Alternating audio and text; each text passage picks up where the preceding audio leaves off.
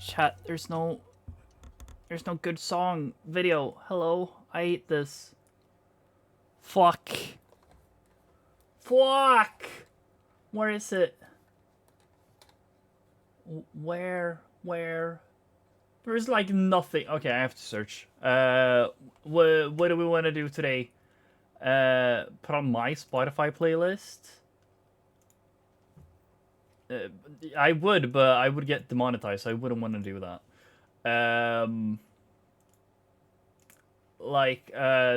Let's do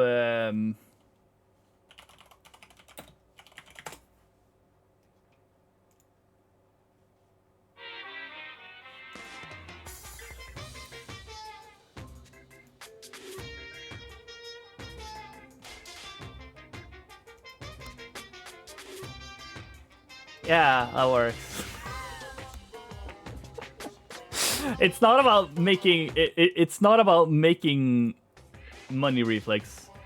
It's about the fact that I want VOD watchers to not have a completely fucking muted stream at this point. Chill lo-fi streaming background music? Sure. For late night vibes and deep focus. Sure. It's not Nintendo music, but yeah, it works, I guess. Anyway, hello chat! Hello, welcome. It's been like a week now. I hope you're all doing great. We got Mint, we got Harvin and Reflex in chat. What's good, everyone? What's good? With me, I'm doing fine. I'm slightly like tired from con and shit, but you know, I fuck with it. Like it's enough for me to not be. I don't fucking know. Like I'm able to stream is what I'm trying to say, I guess. I don't know what I'm trying to say, TBH, but yeah. I'm back home now. I'm also home alone for like the entire fucking week because my parents were like out of nowhere. They were like, "Yeah, we're going on a road trip now." I guess we didn't really tell you, but yeah, we're going on a road trip now. So I'll be home alone. I have to take care of my dog. So if you guys hear my dog, I will have to leave the stream for a little bit. If he doesn't calm down. But yeah, I'm back home from con, which is like what this entire stream will be all about.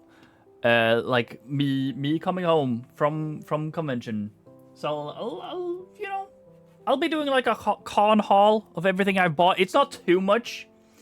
There's a few things that I think a few of you will find interesting, etc.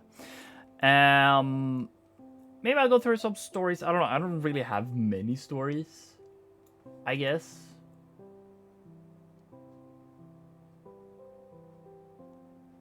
Yeah, I really don't. I had a few moments where I just walked around alone. Those were a little funny.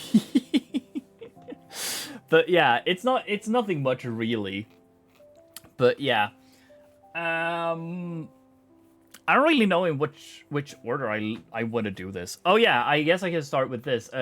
This stream started a little later than I was initially gonna start it. And that's because of fucking bitch ass me forgetting about time, losing track of time. Because I was fucking what is that? Oh, it's this thing. Sorry, I'm getting distracted. Sorry, I have to fix this now. I have my camera available, by the way, so I will be doing that. I guess I can. There was a thing in the way of the lens. I didn't see it before now. But yeah. Anyways, fucking convention was great. I'll talk about it. So yeah. I oh my god, I always lose track of what I'm talking about. I was talking about why I was late today. Jesus Christ. I'm so bad at this. Yeah, I fucking I was playing Genshin Impact. I was playing theater, whatever the fuck it's called, Imaginarium Theater, because I need to grind Primogems again because I want Mualani, and fucking I actually need to play the late game content now because I'm actually fucking broke in the game now. So yeah, I'm gonna try and grind up to get her, but we'll see. We'll see if it even is fucking possible. But anyways, chat. On to more fun stuff. Let's get a better, yeah, the gaze of Natlan, exactly. Let's get a Nintendo theme park music. Let's get some like Gelato Beach. I'm not sure if that's the one. No, Pinup Park is what it's called. Stuff like that. Tropical beach music? Yeah, sure. That works. Why not? Let's go with that. So yeah, I'm home from convention, chat. I have some shit to share. Here, let's head on over here so I can show you guys some stuff. Hello, here's me again. I'm gonna be moving Stephanie over here, I think. Or should she be over here? No, it's kind of weird when she covers that. And I'll head on over here. And there we go. Now there's a black background over here. You see this here though, which is kind of annoying, I guess. Can I put like a do you have like a black image or something?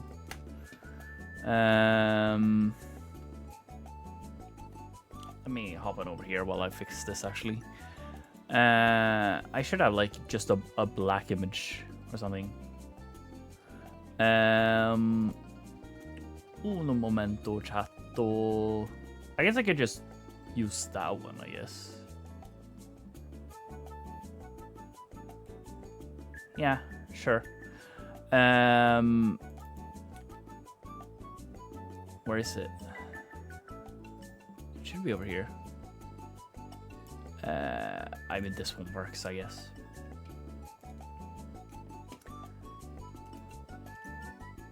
There we go. And can I full screen it? Remove this? No? Okay. I mean, it's fire. It's whatever. And now we do this. And now we do that. And I don't see you guys, to be fair. Which kind of sucks, but... yeah, I'll put Stephanie over here. Yeah, that works. This is gonna be a fuck-ass stream. I'm telling y'all. Oh well. This is the best I can do, I guess. I'll put this here. And now I can see chat up here. And I don't need to worry about stuff like that. I guess I could just do this, technically. And it wouldn't be annoying, and I can still see OBS. Sure. Let's do that. Let's keep it like this. It works. I hate that that's down there, though. There we go. That's a little better, at least, I guess. There we go. Do I even have everything up? Sorry. Now I'm, like, focusing on all the wrong things here, but...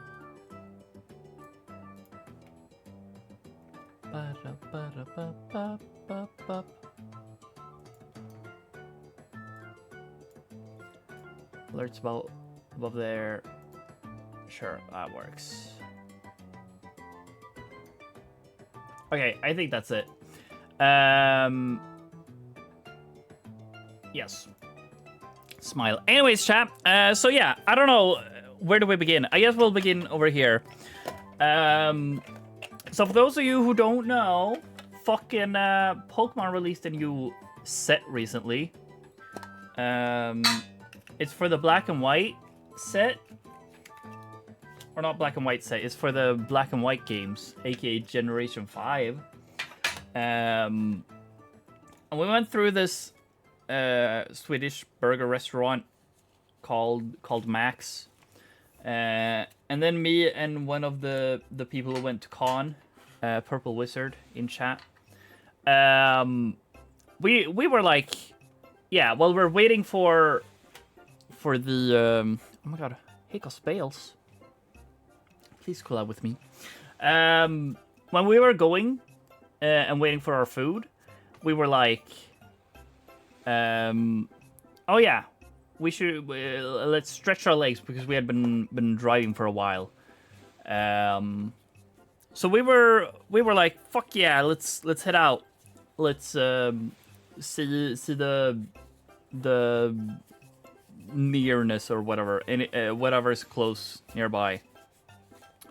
And it was like a store, and we went in. He went to buy some like sleeping stuff because he forgot about those to bring those to con. And then I saw fucking advertising for Pokemon Black Bolt and White Flare, and I was like, oh boy. And they had them behind their counter. So like this was the counter. They were over here, right? So obviously I walk up, I stand over here, and I look over and I'm like, damn, that's a lot of stuff over there. And she was like, hey, do you want to come behind and look at it? I was like, duh, of course I do. So I was let inside and I was looking, and they had tints. So of course I picked up an Emolga and a Volcarona tin, but also the Excadrill tin. I wanted more tins because they were extremely cheap. They were only 179 Swedish, which is like probably somewhere around $18 or something, which is relatively fucking cheap for this because these typically go for like at very minimum 10 per pack. $10 per pack. And there's 2 packs in one of these. So I technically went profit for that. But it's fucking crazy pricing for Pokemon cards. I was gonna open these packs on stream, but I got bored at convention. So I opened them at convention. I didn't really get anything, which is a little sad. But yeah, I'll just go through them. There's holographic energies in this set, which is kind of cool, I guess. But otherwise, there's, you know, every single Pokemon in this set has an illustration rare, which is fucking cool. And yeah, that was the first tin. And then there was the second tin.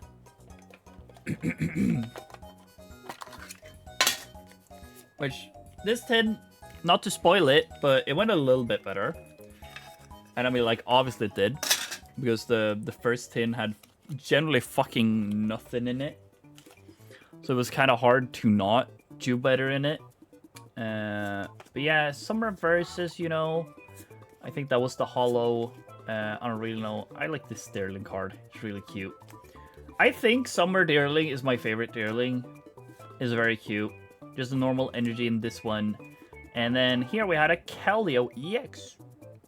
You know, not really the card you want, but a cool card nonetheless. Anyways, also got a Pokeball. And I got a second Pokeball, actually. There's Pokeballs and Master Balls in this set, which makes the Master set fucking horrible to collect. Just like it was with Prismatic Evolutions. And another holographic. Which, you know, wasn't the best tins, but I low-key just wanted the tins. Because, you know, Emolga is probably my second favorite Pokemon, I think. And I mean, I'm gonna want to collect all these tins anyways. So, I'd much rather get them for cheap than not, you know?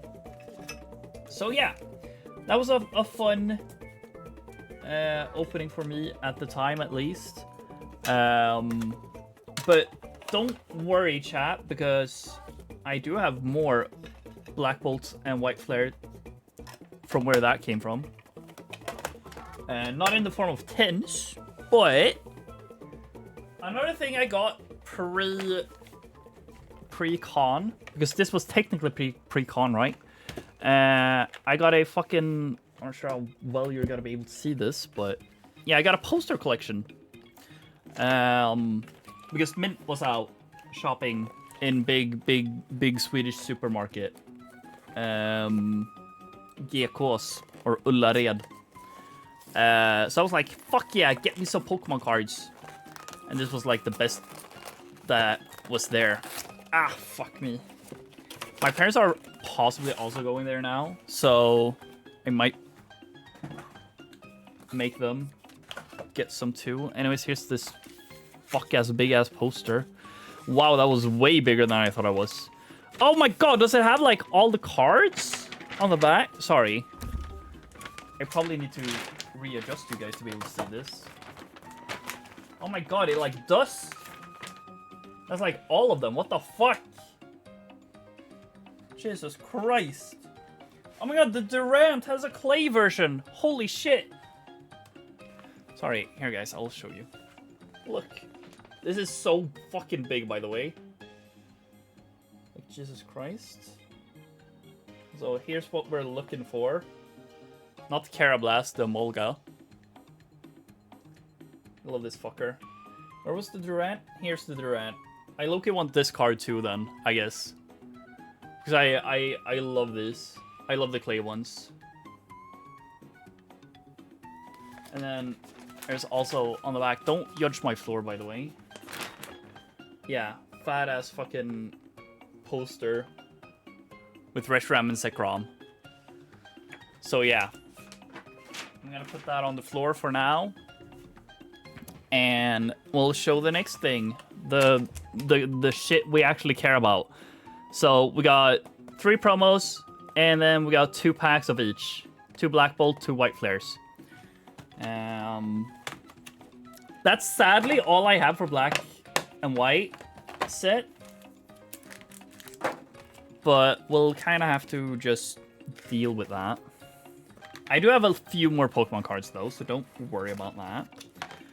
I'm also, I low-key want to try and get a hold of some ETBs, and just more cards in general, because I do want to get these fucking cards. How do I get out the promos? Oh, they're like stuck like this. Oh, I see, I see. And like one of these on the back. Woo! There is a code card for the entire box. I will be keeping that to myself somewhere. And yeah, got the Oshawott. Of course, these are promos, so they're not really worth anything, but they're cool to have. Especially if I'm gonna be collecting all the cards, you know? But yeah, let's head straight into these packs. I'm gonna shuffle them up a little just for fun. Just because why not? Also, Jesus Christ, don't judge my hands, okay? They are like this. Smile. Don't worry about it. Alright, I guess it kind of just came into this order. So, let's get straight into it. Also, perfect timing with the Pokemon music. Holy shit. But yeah, I guess just in general, Con was really fun. I had a lot of fun with this. This NÄRCON, one of my favorites. Okay, Hollow Energy. We got a Solosis. We got a Clang. We got a Carablast. Larvesta. It's so funny to me that it's just black and white Pokemon. It's great, because I love black and white. One other Pokeball. Ooh, I don't like the neutral. Or the Steels, rather. It wasn't a normal type, but yeah. Anyways, nothing in that one besides the Pokeball. I mean, sure, I'll take it.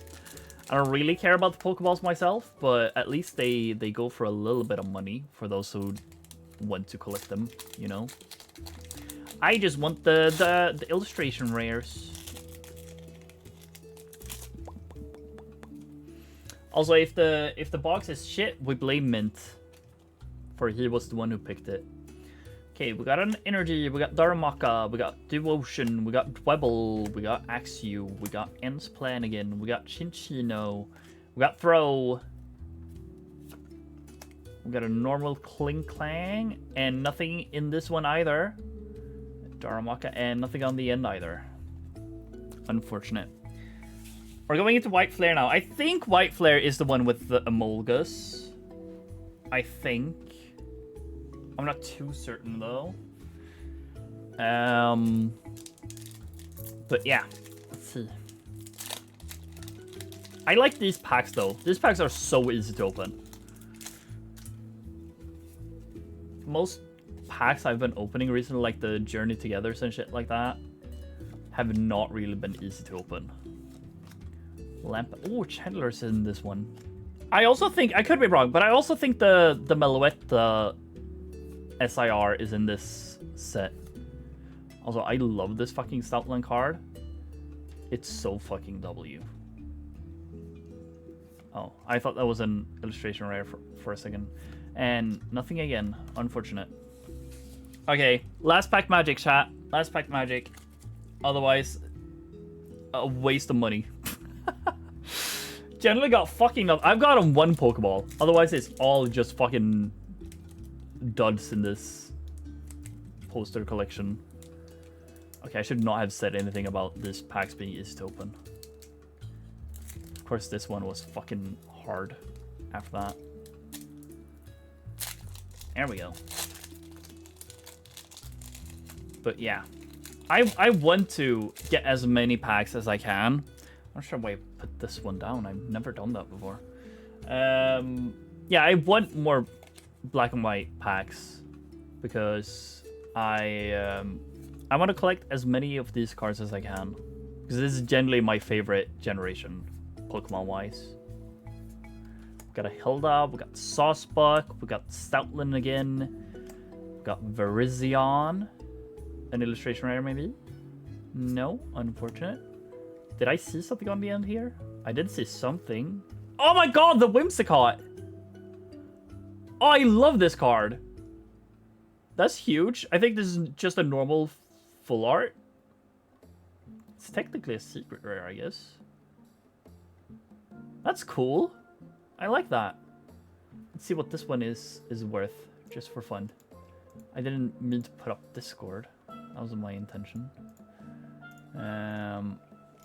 Let's do this. It was White Flare, right? Yeah. Alright, White Flare. 157. Yes.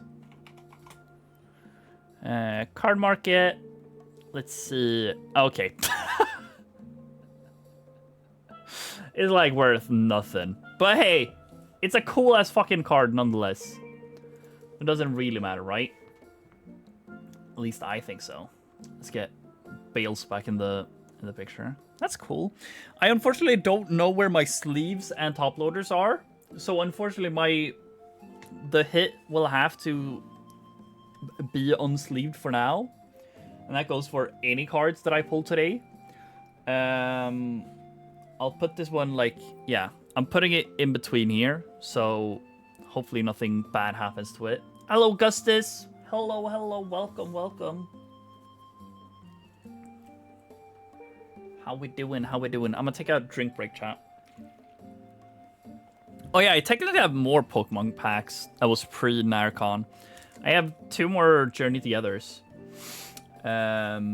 Because when I was shopping for cosplays, I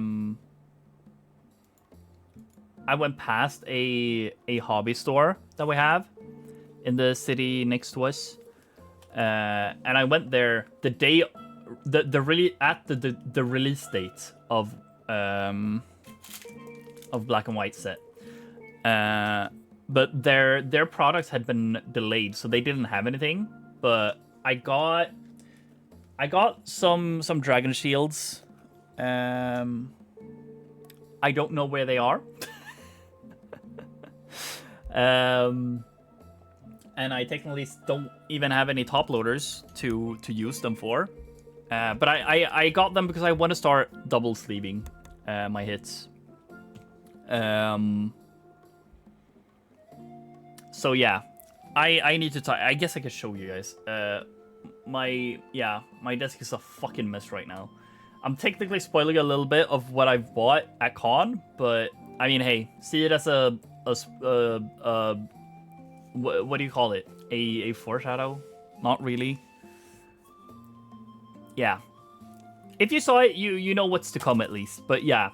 So when I got the Dragon Shields and I asked about Black and White, they were like, no, we don't. And I was like, well, whatever. I'll grab 2 Journey Togethers at least, so I don't go empty-handed. And these were the ones that I was gonna open on stream one time, but then I didn't. So we're opening them now instead. Oh my god, I didn't know this card existed. I don't even know if I've pulled this, to be honest. That's cool though. I love the clay cards. But yeah, back to... It feels so weird seeing black and white Pokemon in a set that's not the black and white set. Okay, we got a Milcery. Nothing in the second slot. And oh my god! Fuck yeah, dude! Hello?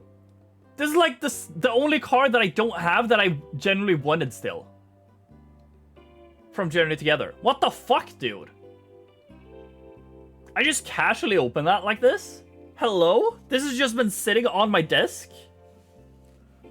What the fuck? Okay, huge? Hello? Iris's Fighting Spirit, huge. I genuinely think that was the only Journey Together card that I wanted that I haven't unboxed yet. Jesus, that's good. Okay, cool. Hello, nice to meet you. My name is Xiangling. I'm a chef from Liyue. My favorite place is the kitchen. Oh, I practice so hard, but I still get nervous when introducing myself. Except that was Iris. But yeah. Let's see, chat. The fucking Carablast again. I feel like I'm seeing exactly the exact same card. Well, yeah. I'm seeing the exact same cards. Okay, let's get an SIR or something. No, unfortunate. Maybe a second hit? No, unfortunate. Oh well. I cannot complain, chat. I got a hit and it wasn't a fucking duplicate, which is fucking crazy to think about with how many fucking Journey Together packs I've been opening. Like, that's fucking crazy. Okay. That was the fun Pokemon bit, at least for pre-NÄRCON stuff. Sorry for probably destroying you guys' ears now. That was nice. That was fun. But yeah. Let's head on to the more fun stuff. Should I just keep going with Pokemon, chat? Or should we take a break from the Pokemon? What do you guys think? Because like I'm down to keep going Pokemon, but we can also take a break from Pokemon. There will be more Pokemon. No Mega Dragonite card. How sad. Damn. Well, I mean, it low-key makes sense, I guess, but also I was thinking, Vertigo. Do we know if that Victory Bell card actually is Mega Victory Bell? Because it could it just feels like it's a fat Victory Bell on a card. I guess it would make sense if it is, since the next set is the Mega Evolution Pokemon card set. But yeah, I don't know. It feels a little weird to me if they wouldn't have made it. It was fan-made, but an official event based on leaked design aspects.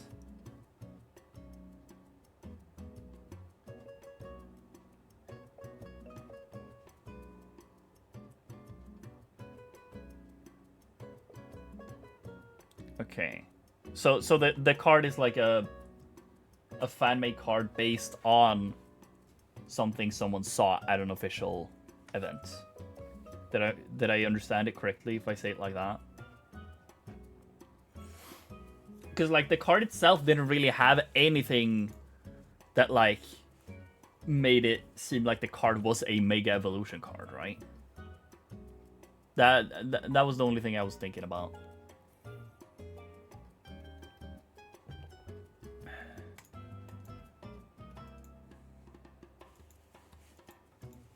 But yeah, I'll save the other Pokemon cards, even though it's gonna be completely new Pokemon cards. I'll wait with it. Where do we start? I guess I can just showcase just for fun. I don't know if I should shill these anymore or not. It's not really a shill anyways. But yeah, every Mega has had their design leaked, but that card was just a card someone drew. Okay. So we know that Mega Victory Belt is happening, I guess. Or, well, leaks know that, I guess.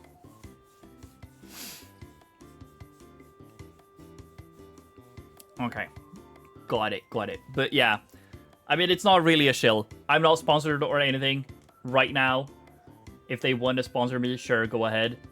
I got more gamer subs because, I don't know, I really liked this one.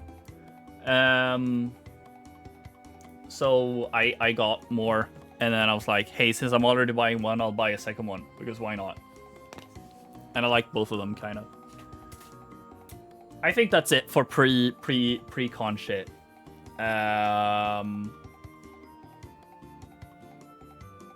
Yes. Yes, it is. Okay, moving on to con stuff, chat. A lot fucking happened at con. Just in general, I guess. I bought some stuff. It feels like I bought less than I thought I would be doing. But, like, then the final day, I low-key just bought stuff to buy stuff, to be honest. I mean, it's not like, yes, I may have bought them just because I hadn't bought much. But it's still, like, stuff I wanted. Like, for example, here, the final day, we went through all the vendors and stores and shit. There's always an anime DVD place. So I got ReZero, both Blu-rays. Like, this is the entire first season, so like episode 1 to 12 and then 13 to 25. Which kind of sucks that I need to get both, but I mean, this is like one of my favorite animes ever. So I low-key felt like I had to. And then, I'm not sure if I've ever shown this, chat. I may as well, since I'm doing this now. Previous years, from the same vendor. Oh, Jesus, I almost knocked down every single DVD I have in my room. Previous years, I have bought other stuff from this guy. Like, I've bought the Umaru DVD. Featuring season 1 and 2. It's kind of cool to have. It opens up like this, and you have this. Now I'm just showcasing to showcase. And then of course we got the case and the CDs itself, or I guess they are DVDs, but yeah, I really liked this cover. It was kind of cute how it like opened up and showcases both of them here. It's really cute. I fuck with it. And then I also got this one, which is School Live or Gakugurashi, which, you know, also really cool. This is like its own like pocket cardboard thingy, and yeah, it's a Blu-ray. It's what you expect from it. I guess it's in 3 CDs or DVDs, sorry. But yeah, it's kind of cute.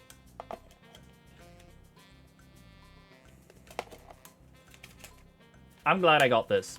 This one was kind of expensive. This one, the Gakugurashi one. But low-key worth it, TBH. Because, like, I get it. A lot of this stuff from Japan is very much like supply and demand, right? It makes sense. Like, not only is this a limited edition, right?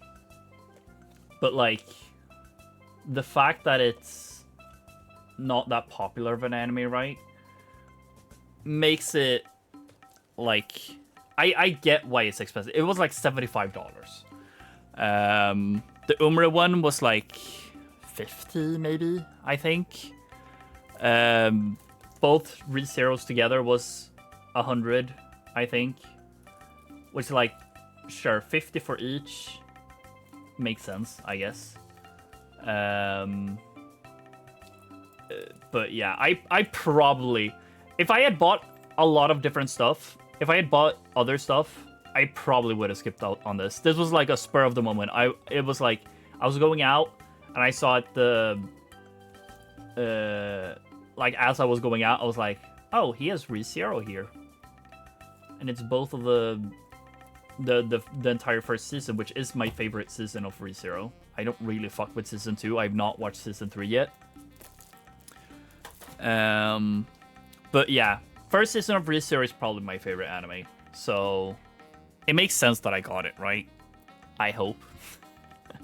And speaking of fucking expensive ass fucking products, just based off the fact that they are hard to get a hold of, something you guys might be very familiar with at this point. I found a Chihiro figure, chat. It was very expensive for what it is. Like, here's a Pokemon card for reference. Let me get a 1-7 anime figure. Here, yo, Watanabe. You're getting some showcase.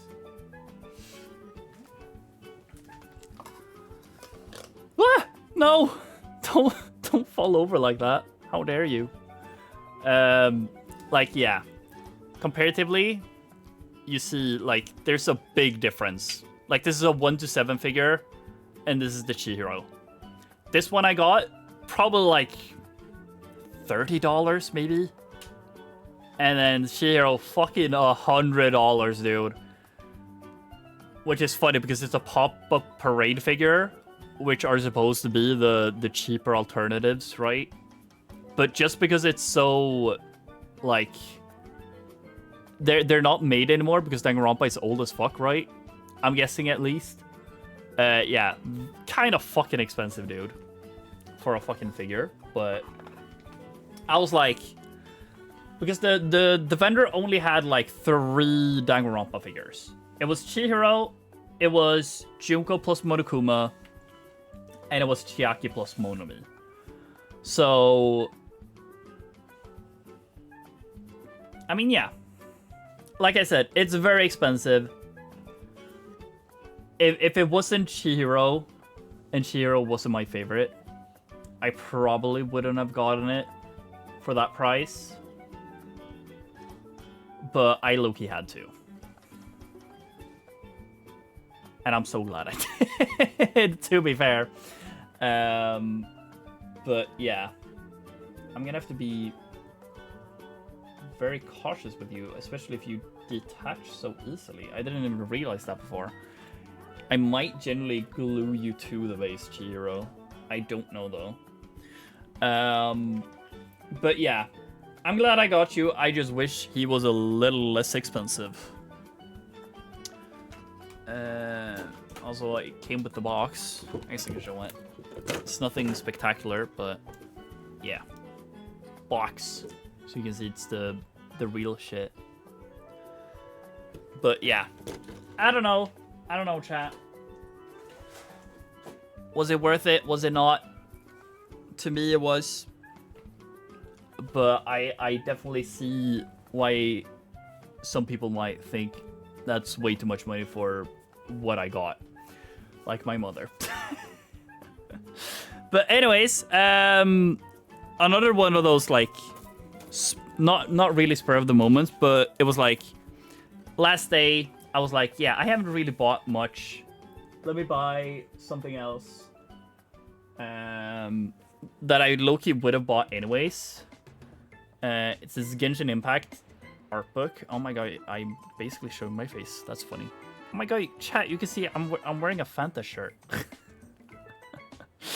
Let me take the plastic wrapping off of this. But yeah, I bought the first Genshin art book, so I was like, oh, that's the second one. I guess I'll buy it. It's not that bad, actually, price-wise. It's... Well, I mean, it depends on how you look at it. It's $40. It's like, it's not cheap. But it's not $1,000 at least. Or 100, I guess. More, rather. But yeah, here's book. It's really cool. I have the first rendition because, as you can see, it's the second volume. I have the first volume somewhere here. I'll actually show show these to you guys because I want to see something. I low-key feel scammed with these books. Here, I'll show the first book to you guys. Wow. So here's the first book. You know, we got the twins. Makes sense, right? This book, by the way, was released in like 2024, 2023, 2024. So it had been out for a while, right? Since Genshin's release. This was maybe in like... We were definitely in Fontaine at this point, story-wise. Here, let me see if I can make this a bit better. I don't know how. Can I attach this to myself in a good way? Nah, it's not worth it. I'll just have to do this. There we go. I have to hold it like this, I guess. Or can I zoom it out a bit? No, I cannot. Unfortunate. Yeah. So, yeah, Fontaine had been out by this point. But yeah, all this book is like, you can see the contents here. There's the characters, there's Worldly Path, and Celebratory Moments, which is basically characters. A little about, like, worthy places to see in the land of Tevat. And then this is basically just like event art and just like patch art. So yeah, here we have Ether. And you see a little information about him, like affiliations. You have his vision, weapon, and what his constellation name is. And then it's the same for Lumine, obviously, because it's Lumine. And that's fucking it. And we move on to the next page. We got Paimon over here.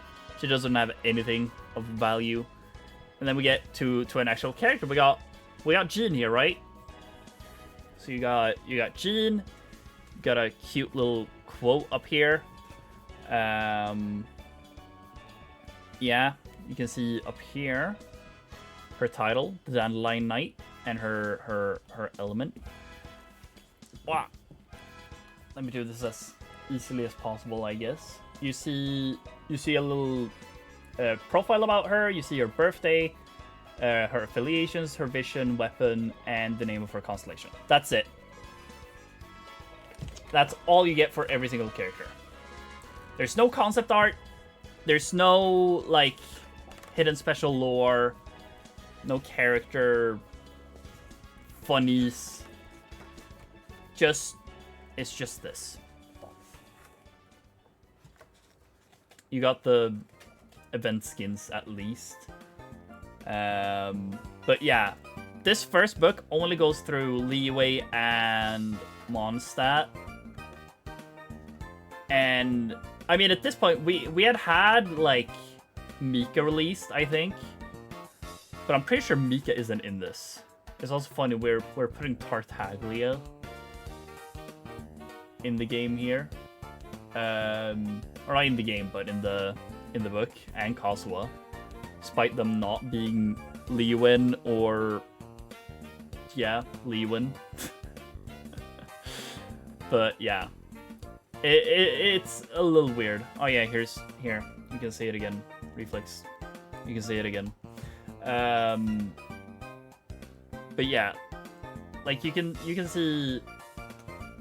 Like, most of the characters are in this. Where's Fischl, by the way? Hello? Where the fuck is Fischl? Was Fischl not in this? Oh no, there she is. You are as I am, a traveler from another world. Our encounter here must be the work of fate's own hand. Yeah, sure. Let's go with that. Yeah. I looked through this book. I didn't really see any inconsistencies or anything wrong, at least. But yeah. Then we got the Worldly Path, which is just like... Oh wait, no! This was like... Yeah, just like characters together. Like I had not seen this artwork with Amber and Xiangling. That one was new to me. But yeah, then we just get the patch. The patch and login screens or whatever in the launcher, right? So we got the OG Genshin 1.1. We got 1.3, 1.4. No, that's 1.5. This is 1.4. Then 1.5, 1.6. No, this is also 1.5. Oh no, this is 1.3 apparently. I guess they just changed it more often back then. And this was the Wind Bloom event, and then we got, after that, we got H-Daha update, and after this is, I think, no, we got Eula first, and after that comes an image of this, but where's, excuse me, where the fuck is, where's the best patch in the game? Where's fucking Summertime Festival? Where's the Golden Apple Archipelago? I mean, yeah, they got some art in these. I mean, I don't really care. I mean, I fuck with them low key, but it's like none of this is like art that I thought would be in a in an official art book, right? Because this is just like in-game art you can access while playing the game normally, right? So that kind of sucked. I felt low-key scammed when I got it. So, like, I bought this second book for two reasons. First off, just because I want to collect it at this point. Since it was there, I was like, fuck it, I'll get it. God, this is like impossible to get in now. Oh, fuck it, I'll just put it in like this. I'll put it in the wrong way.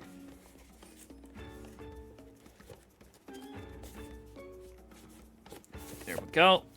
But I'm hopeful, maybe they actually did something with it and made it better. Because, you know, I feel like it's been like 2 years since this was released now. So I'll be going in blind with you guys. Here, I'll try and get a better view for you guys.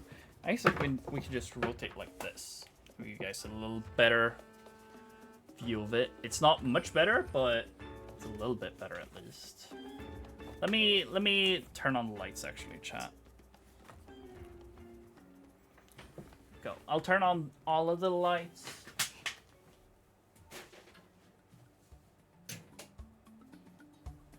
There we go.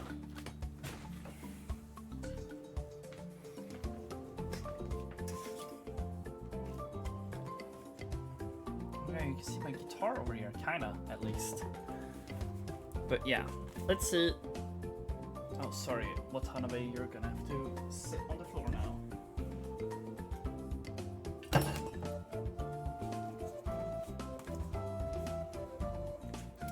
Let's see, the official art book, volume 2. Let's see. Well, it's not looking good, chat. It's not looking too good, right? We just got the same shit.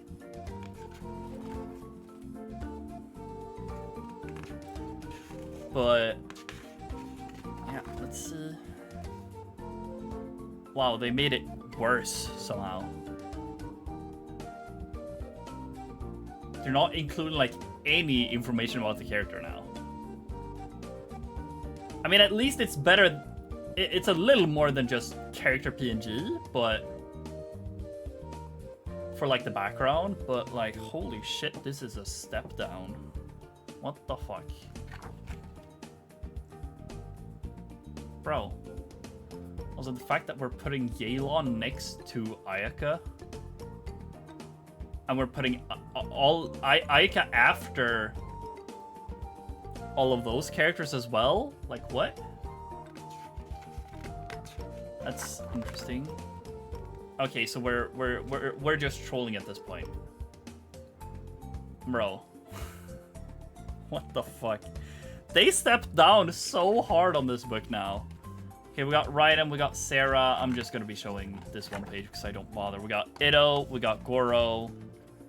What's the page I missed? We got... Where did you buy this? Sci-Fi Bokhandeln. I think, yeah, I'm pretty sure it's officially licensed at least. It has the... I'm pretty sure it has... Yeah. Wow. Yeah, you can barely see it, but yeah. It at least has the Hoyoverse. I'm not sure if it's... I mean, yeah. Anyways, it's the official art book.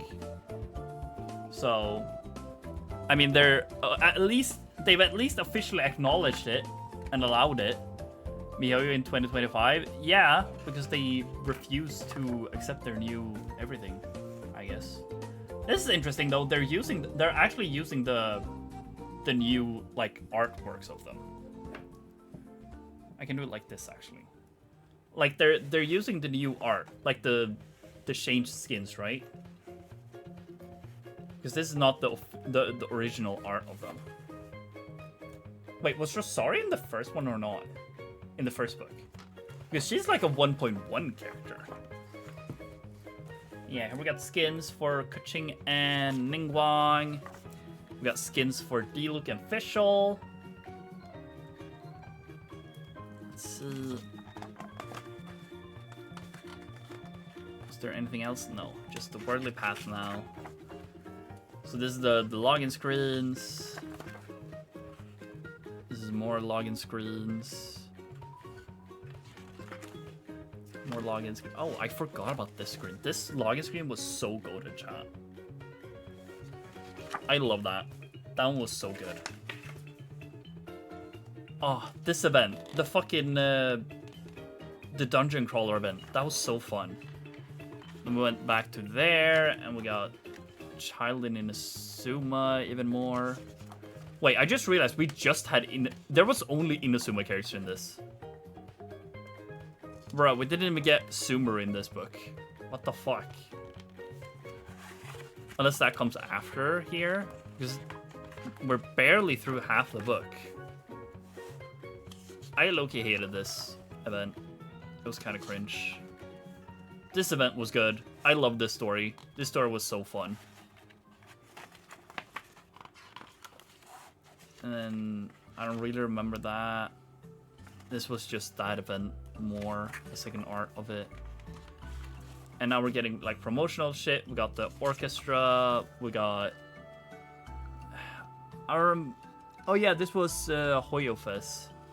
It says at the bottom here what this is artwork for. What is this for? Is this also Hoyo Fest? Battle of the Jade Chamber 2021 commemorative illustration. Okay, that's cool. Don't know what this is. Just a Yoimiya character teaser, it says. Which is cool, I guess. Oh my god, we got the cool Yai image. I love this image. And then, yeah, Kokomi and Goro doing their thing. We got, I don't remember your name, but the crane. Not Fu Xuan. That's from Star Rail. Yeah, whatever. The crane. Yai Miko. We got the tea house. My goat Ayaka. And then, oh, these are from the cinematic, the Yelan cinematic. This is also from a cinematic, and so are the. Why do they put cinematic shots in these ones? These are just from the trailers. Oh, that's from that trailer, the Fatui trailer. That's cool, I guess. Yeah, this is the Fatui trailer. Huh. They're just including that shit in them now, I guess. first shot we got of Arlecchino was kind of goated, to be fair. Child, Capitano, and of course Dottore. And then this guy. Yeah, it's literally just screenshots from the YouTube videos. And now we just got in-game cutscenes, dude. What the fuck? I'm so confused, dude. This book is so weird. I don't get it, dude. What are we doing? Oh, we're doing birthday arts as well?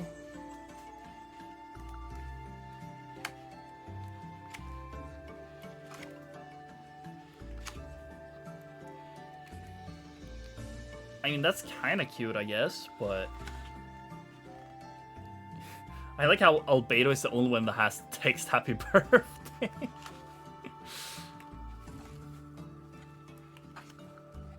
Oh, I love that amber image. It's so cute. Oh, Venti also says happy birthday in it. Oh, the official one! Oh, I love it. It's not the best one, but... it's cool. Now we just got more random screen caps, I guess. Are this like... congratulatory art 5 million followers on official Weibo account. Alright, that's that. Cool. And now it's just... enemies, I guess. We're just showcasing the enemies. That is all... oh my god! Sorry for screaming. I love that event. I love the Amy backstory. I love this event too, to be honest. With the yakshas. This one was also cool. I love this screenshot. That's a good screenshot, at least. I don't really remember this. I don't really remember that. I don't remember this. And yeah.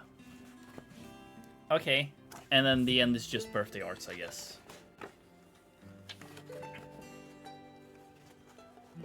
I mean, they really stepped down on the quality of this for the characters, which is like what you would care about, right?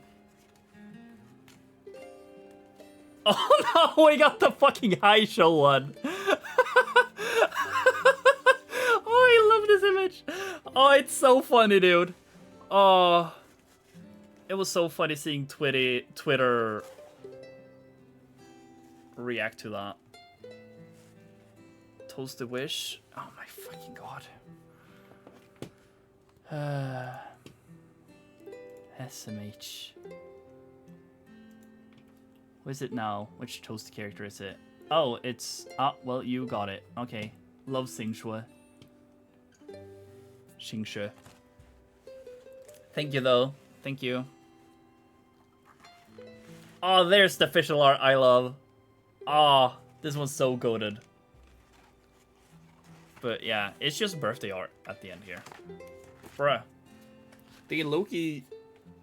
It's so hard to say. Did they step it down low-key? They didn't really improve. Technically. Oh, it's the fucking goated cookie image as well. Today's Yuri was decent. W. Thank you, Harun.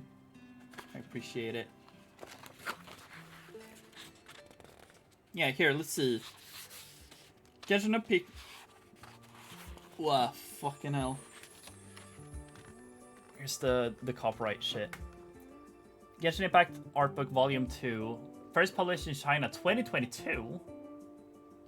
This edition was published in Great Britain 2025 by Expanse, an imprint of HarperCollins publisher.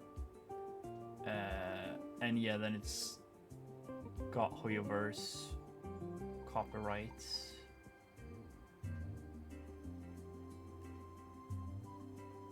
Oh. All rights reserved. No part of this publication may be reproduced, shared in retrieval system, or transmitted in any form or any means electronic, mechanical, photocopying, recording, or otherwise without the permission of the publisher or copyright owner. Well, too fucking bad. If your product is shit, I'm gonna do that anyways. I don't give a fuck, I guess. If people want to use this as a way to learn that this product is low-key a scam, then so be it. I'll be the one to tell them. Forgot to compliment it earlier. I was busy playing Hitman Absolution. Fair enough. Fair enough. I'll accept it. I'll accept the apology. But yeah, I don't know, chat. I thought we would at least get Sumeru in this book as well. But I guess not. And they definitely stepped down the quality of it. Or, well, the quality was, like, better. The physical quality of the product itself, like the way the book felt and stuff like that, is, like, the same. And, I mean, they look the same, right? Like, both sides, and they got the outer shell, and then they got the inside. Felt really good as a book. So I can't complain about that. But, like, the inside was definitely just a fucking downgrade, right? Like, they made the fucking, the background, sure, was a little bit better. It wasn't just a white page. But they removed the fucking character information. But I don't know. Whenever I see an official art book, like, I'm expecting, like, you know, I'm expecting, like, the Undertale art book, right? Like, with concept art and stuff like that, right? Okay, we got Snowden, and then there's the Sans, and here's, like, just, you know, concept art. That's what I'm expecting of an art book, right? And, you know, we know there is concept art of Genshin characters, so, like, we can definitely get that, right? So I don't know. Sure, maybe it's not like the official made by Hoyoverse, but it's definitely officially, like, accepted by Hoyoverse or whatever. So that kind of sucks. Anyways, over to the more fun stuff. All of that was corporate bullshit. Well, there's a little more corporate bullshit. There's more Pokemon cards, but I'll be saving those. I'll be saving those till the end. I of course also went to the artist alley. I'll try and shout out all the artists if I remember who is who. And I didn't get fucking business cards for everyone, unfortunately. For, like, example, this one, which I'm really sad about because these are so cool. These are wooden pins. So it's wood pins, and they've been engraved with the characters, like wood burn. I don't really know how it works since they're colored as well, but they're really cool. They're so cool. This was, like, the only stuff of Cypher I found in the artist alley, so I had to get Cypher at least. And then the only Genshin character that I low-key fucked with was Farina, so I got that one as well.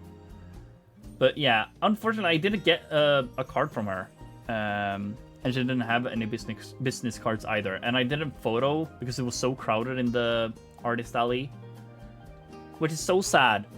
But this one's really fucking good, unless this is like their thing. I don't know, but love these ones. These ones were so good. And then I also got a second piece of thing from the artist alley, and that are pins, and it's these two. And these ones are great because these actually have a what do you call it? A credit, I guess. I'm pretty sure I have a business card of theirs as well, somewhere. I don't know exactly where that is. Let me look at my bag, because I have a nice little plastic bag I got from someone. So I just put most of my artist alley prints in there. Let's see, where's the business cards? I don't know. Oh, they're not even in here anymore. Oh well. But yeah, the credit is on there, at least on these pins. They didn't have many pins. They had one of each Archon, and Farin is my favorite Archon. Second in line is Raiden, and then Nahida, I think. Then Venti Zhongli. I don't know where Mavuika places, to be honest. I completely forgot she had released even. And then, of course, I had to get Robin, because I love Robin. She's like tied for my favorite character in Star Rail, together with Firefly. So yeah, I got these two because it was cheap to get two. But that was not the only thing I got from this artist. So if you like this print, it's this credit, Overine 19 or Overine. It was official art, official piece. It's really cute. I love it. I fuck with it heavy. Super cool, really cute. I low-key hate prints because I don't know what to do with them. But yeah, I don't fuck all about this shit, but I do fuck with it all heavy too. W Harun. Yeah, I don't know, chat. I love prints because people are so talented at drawing, but sometimes it's just like... Also, I should probably take out this so I don't make too much sound for you guys. That's annoying. I love prints, but I also hate prints because I don't know what to do with them. Like, do I hang them up? Do I frame them? What do I do with them? I don't know. But anyways, I got some stickers, and here's something I know Reflex will really like, at least. I think these are stickers, at least. It's Horse Girls. This was the only person I saw that had Uma Musume stuff. That's a lie, actually. There was another person, but they had ran out of Uma Musume stuff. All the Uma Musume stuff ran out so fast. I bought this the first day, and I'm so glad I did, because the second day they had removed these stickers. So yeah, the second day I went in, I also saw there was another one who had Uma Musume stuff. I think they did like blind box Uma Musume stickers. But yeah, when I got there, they had a sold out sticker on it, which was unfortunate. But yeah, I'm so happy these were the ones they had, like Vodka and Haru. Haru isn't my second favorite, but she is one of my favorites, at least. I do fuck with Haru a lot. And then Vodka is probably my favorite horse, I think. So I'm really happy I got these. The same artist also had a print of Haru and Pinkie Pie from My Little Pony. But again, I don't know what to do with prints, so I didn't get it. Since Haru isn't like my favorite. If it was a different print with an Uma that I actually fuck with heavy, I probably would have gotten it. Yeah, I actually didn't get much from Artist Alley this year, chat. But I got a few more things. For example, this is technically not Artist Alley. But this is someone I've always bought from at NÄRCON, because one year I found them and then I got their stickers. It's Ami Cyberspace. She's also a VTuber. So you can go check her out. She does a lot of drawing streams. She does Genshin stickers. So since I've got stickers from her like every year, I have basically everyone previously or prior to Notlon. So I just got like the Natlan characters that I fuck with. So yeah, got Eon-san, we got Mulan, who I just threw on the table, Lolly of course, and Kachina. I was low-key thinking of getting Knich. Because I do really like Knich as well, but it's mostly for his gameplay. But yeah, I got these guys. Maybe I'll get Knich next year, who knows. But yeah, I really like Ami Cyberspace. She's really cool. Go check her out if she's live and I'm not. I have one more thing from Artist Alley. Again, like I bought like so little this year.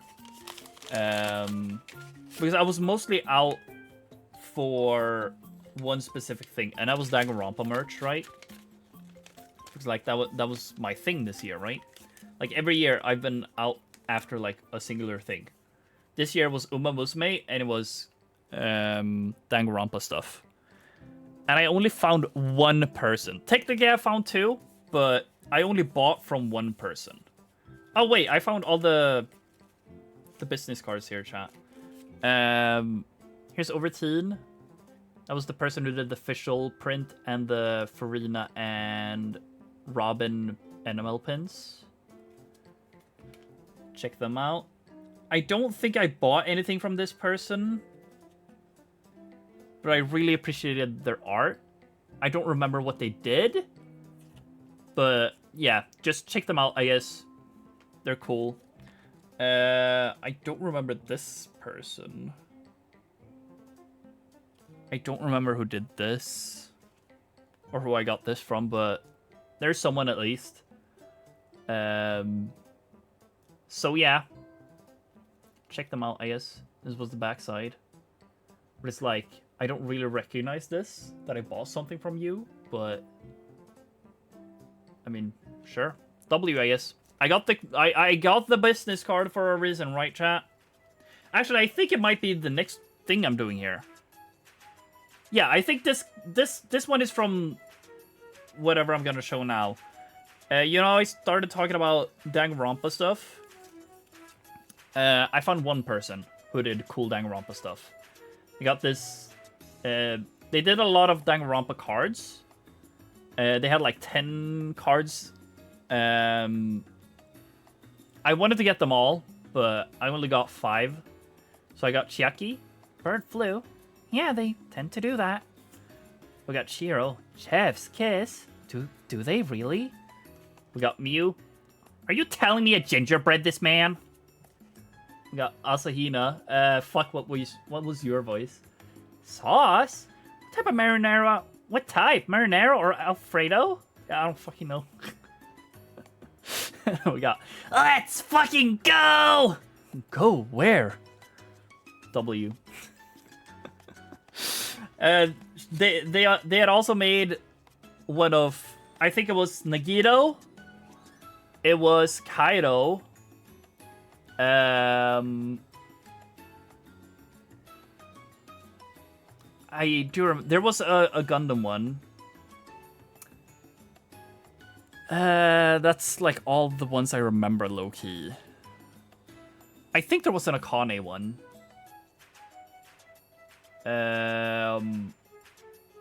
But yeah, I don't remember exactly. I just got these because these were like my favorite characters. And then I was like, I don't know who else to get. So I just picked up Mew. Like, these are like my favorite of the bunch that I just saw initially, and then I was like, oh, I need a 5th one. Which do I take? And then I just took Mew. But if I had thought about it a little more, like a second more, I would have probably taken the Kaido one, probably. What are on those cards? Danganronpa. I'm pretty sure you would recognize them. Yeah, I was at Con Casual. So I tried buying all the Danganronpa stuff I found, which wasn't a lot. But same artist had also, thankfully, I didn't see this initially, they had also drawn and made prints of every single game. I realize now the first game is last in the order. But yeah, they were really cool. I really like them. Also a little sad with this art, because technically Mukuro Ikusaba is on it. Either it's Mukuro Ikusaba or Junko, but we got the Monokuma thingies here, so yeah. There was unfortunately no Mahiru body pillow, unfortunately. So I did not buy that. Anyways, I think that was this artist. I mean, I could probably very easily look that up, but I don't really bother. But yeah, that was like everything from the Artist Alley that I got. I think at least. Let me check these. Yeah. Oh wait, There were some more business cards here. Yeah, I don't know who this was, but here's another business card, chat. So check them out, I guess. I also went. There was this VTuber thingy at the place, VTuber Valhalla. They're like trying to bring VTubing to the Nordics even more, and like unite all the Nordic VTubers. And they gave out free cards. So I just picked the ones that I recognize. I've never watched Necronival or Necronival, however you pronounce her name. But I recognize her. I've seen some clips of them, at least. And then Freiki I know, of course, and Ami is the person I buy from every year. There was also Rin Penrose, but those were removed. Necros look interesting. Yeah, I really like their design. It's really cool. But yeah, that was all from the Artist Alley chat. Like I said, I wanted to buy everything Danganronpa. Where's the Toasted One card? I don't know. There wasn't one there, so either it was already taken enough, so it was out, or it might have to be something that I'm not part of VTuber Valhalla. I low-key want to reach out and just see, because like I asked the person there when I got there, and I was like, so is this like an open organization? Could you like apply and shit, or what is this? And the dude just went straight up, hey, I'm gonna be real with you. I know nothing about VTubers. I barely know anything about animes. I was just put here because I am a very open person and I like talking with people. So I didn't really get to learn anything about VTuber Valhalla in general. But I'm gonna try and reach out to them and see what happens, because I feel like that could be kind of cool, because they're not really an agency like that, but they're just like, these are VTubers that we like that stream in the Nordics here, I guess. Most of them are like popular, so I'm assuming no, but yeah. I mean, it would be kind of cool, I think, if I were to be accepted, but I doubt it. But yeah, I tried finding a lot of Danganronpa stuff, but I didn't find much. It was just this one artist that had the cards in these prints. And I mean, I fuck heavy with these. I really like them. I also like this. Like, I low-key wish I got every single card that they had. I just bought 5 because they had a packet price if you bought 5 of them. And it wasn't like my most favorite characters. They had a Byakuya card too. I remember that, actually, because I was like, okay, yeah, I'm not picking that one. But yeah, I low-key wish I got more, right? Because I do like Danganronpa.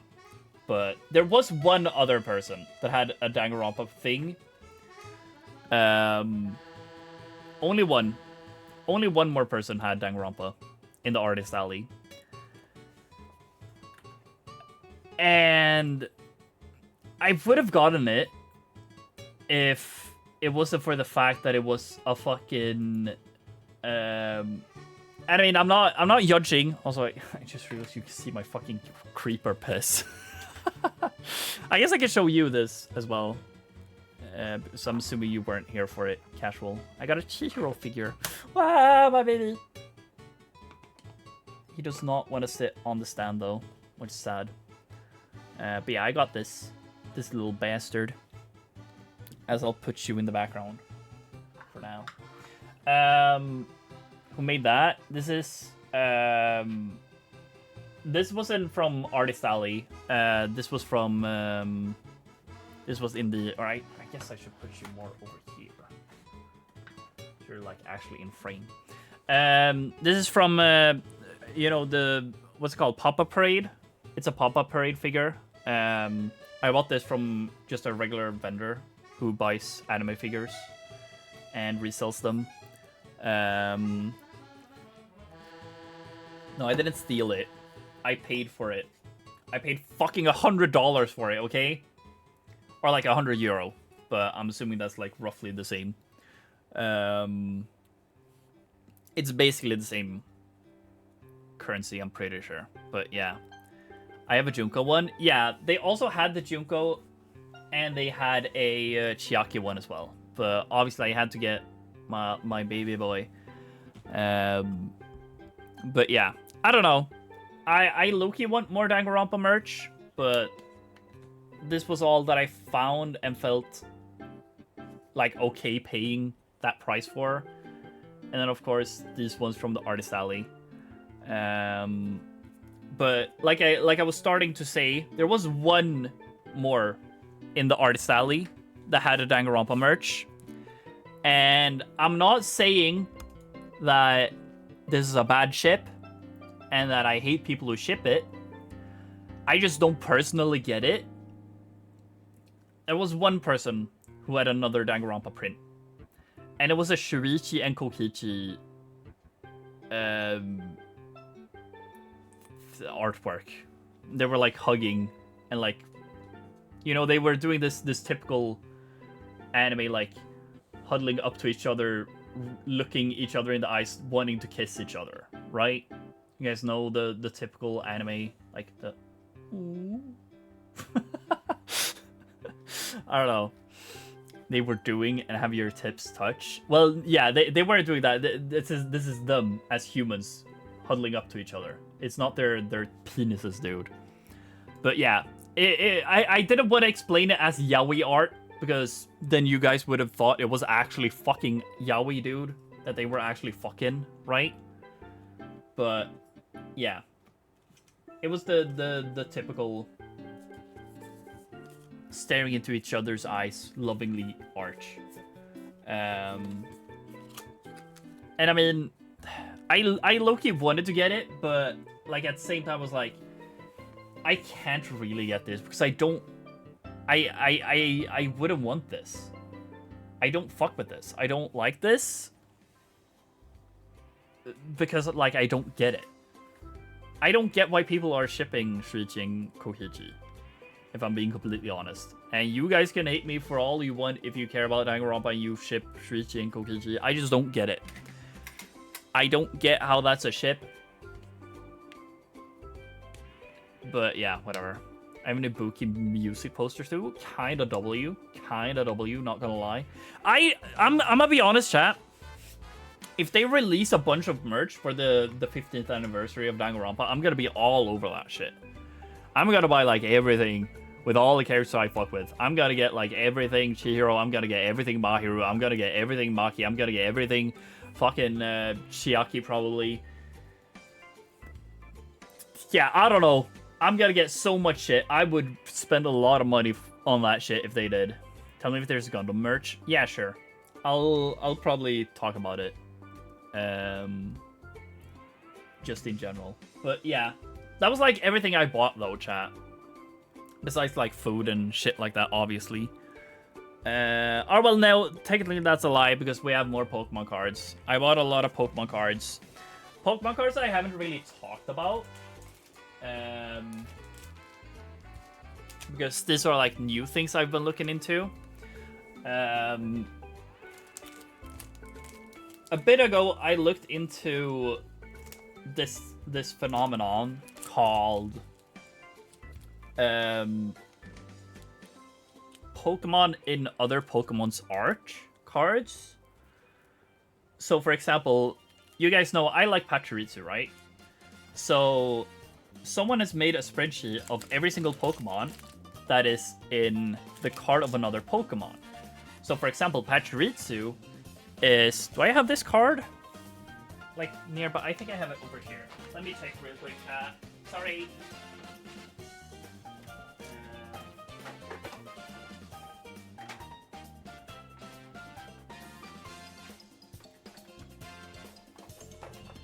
I'll be quick. Don't worry.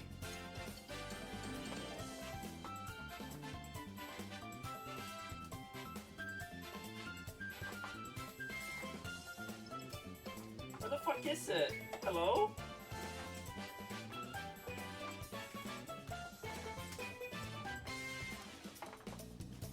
Maybe I've even shown it. Whatever, I'll just Google it. 1 second, I'll be back.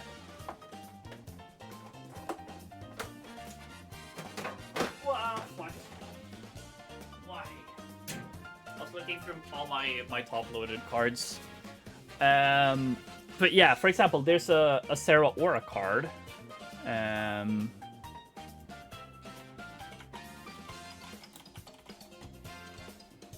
Yeah, this card over here. There's a Sarah Aura card here. And it has a little Patriot, so you can see a little Molga over here too. There's Togedemaru over here. So this is like a phenomenon. Might have missed some of the card openings to get anything. I saw the Iris card. I got the Iris card, and I got a Whimsicott Full Arch. And that's all I got from your box. I'm gonna do the rest of the Pokemon now. But yeah, I found out about this phenomenon, and someone has made like a spreadsheet of every single card like this.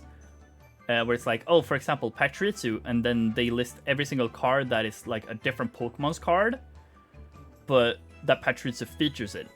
And there's 2 in particular in recent sets. There's one in Astral Radiance, and there's one in Paldean Fates. In Astral Radiance, there is a Lilligant V, where you can see the motherfucker in this tree trunk. There's also like some Starlies, and there's a Rufflet over here, a Spheal, Swinub, a different Pokemon, and then there's the Basculin from Arceus, I think. So that one's in Astral Radiance, and then there's one from Paldean Fates. That's a Gardevoir card. And you can see, it's very hard to see, but there are Pachirisu in here. They're there, and then there's a fucker up here, but that's a Wooper.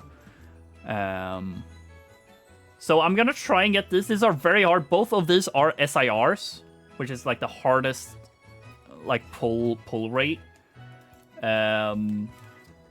So yeah, I got a few packs. I got 5 Astral Radiance, and I got 2 Paldean Fates.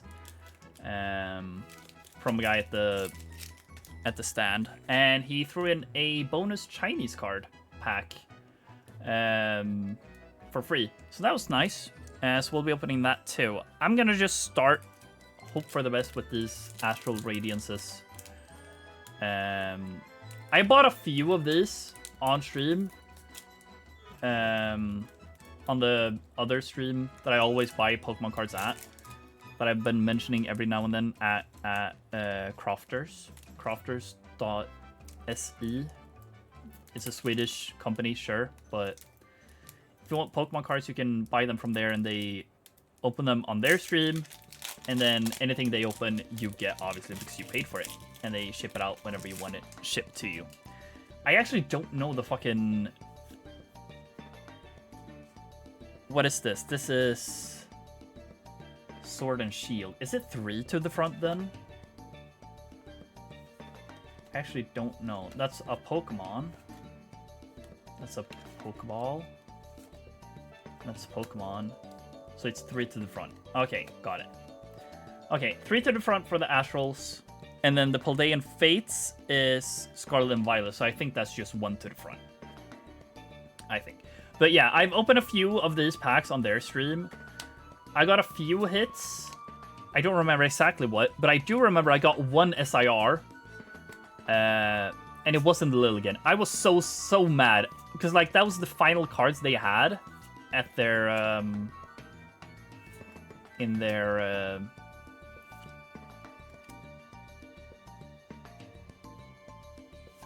unfortunate. Oh, wait. No. Oh, yeah. That was it. Oh, right. These packs have a chance to not even have a holographic at the end. Right. We're back in this era. But yeah, they didn't have many left, so I just bought out their entire stock. And yeah, I got an SIR, but it wasn't the Lilligant, which was so unfortunate. But yeah, let's hope for the best now. Hopefully, I don't get the same SIR if I do get an SIR. I'm pretty sure it was a Beedrill one. It looked really cool, to be fair, but I didn't really care for it.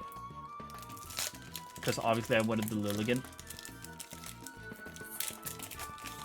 But let's see, chat. I see an Oshawott peeping through. Let's see. So it's 1, 2, 3, 2 to the front, and the energy as well. So I guess I could technically just do 4 to the front. But yeah. We got a Sweet Honey, a Quick Tune. It's fun. I haven't opened these packs. So these are like new cards to me as well. We got a Hoot Hoot. Got a Quick Tot. Stantler. We got a Hisuian Quillfish. We got Regieleki. And on the end, we got at least a holo, I guess. Or a Parthos. I don't remember how it goes with these sets. If the SIR is in the reverse slot, or if they are in the holo slot. I actually don't know. It feels so weird to be back in the not Scarlet Violet, in the Sword and Shield era. Because I generally did not open a lot of Sword and Shield packs, I feel.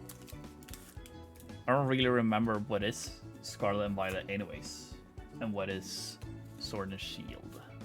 Like, was Vivid Voltage Sword and Shield? Or was that Scarlet and Violet? I don't remember. But yeah.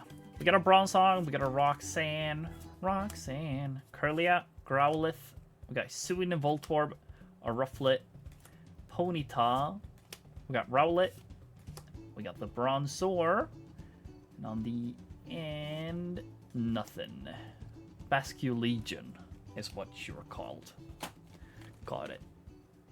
I also like how it's Hisuian Basculegion, although Basculegion is not like an actual Pokemon, right? We got only 2 more Astrals. Damn. This went fast. What the fuck?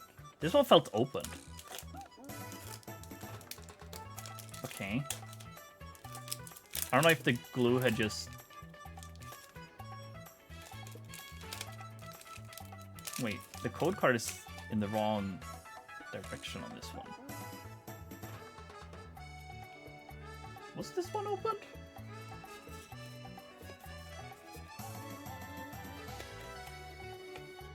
Okay. I don't know.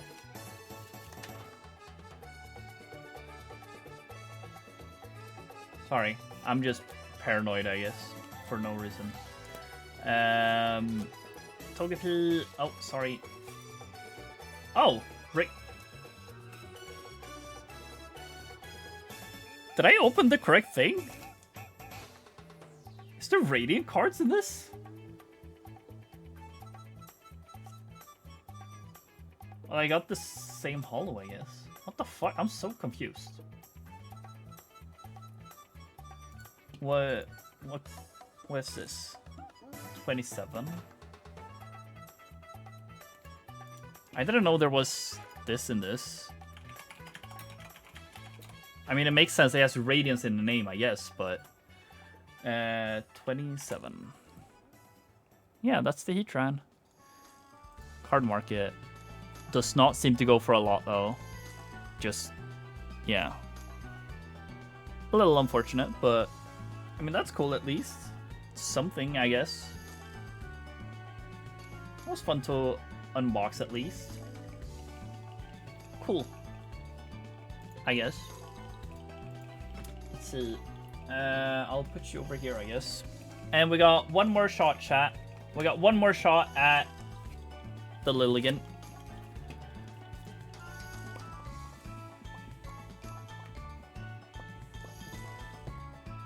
Put you guys over here. And we'll do the Astral Radiance, the final pack. This one also opens so easily.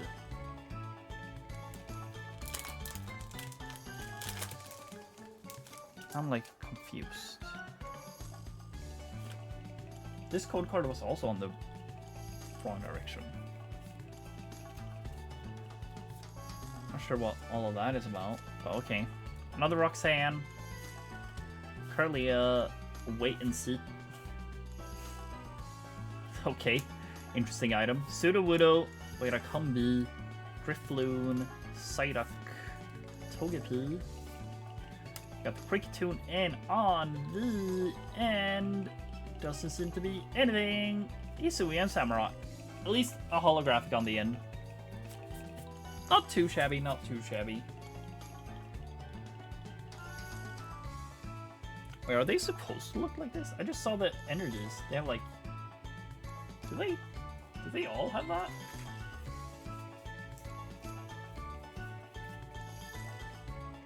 Yeah, they do. I was wondering if that was like a misprint or something, but it doesn't look like it. Okay, cool. I mean, that's something at least.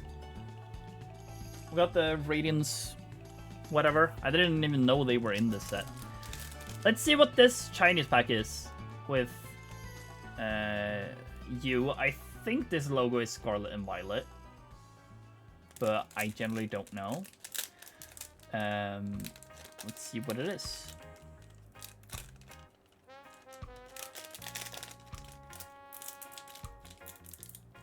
Wow.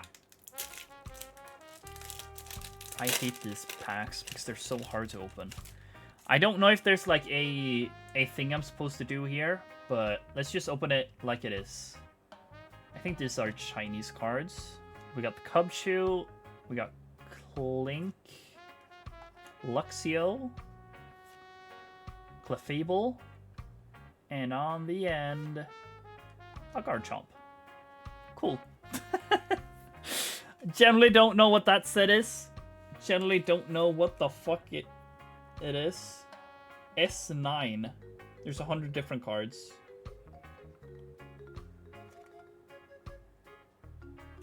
That's like different lettering on the end here. So I'm guessing these are commons. This is an uncommon. And this is a rare. Just based off it being C's, U's, and R's. I mean, cool, I guess.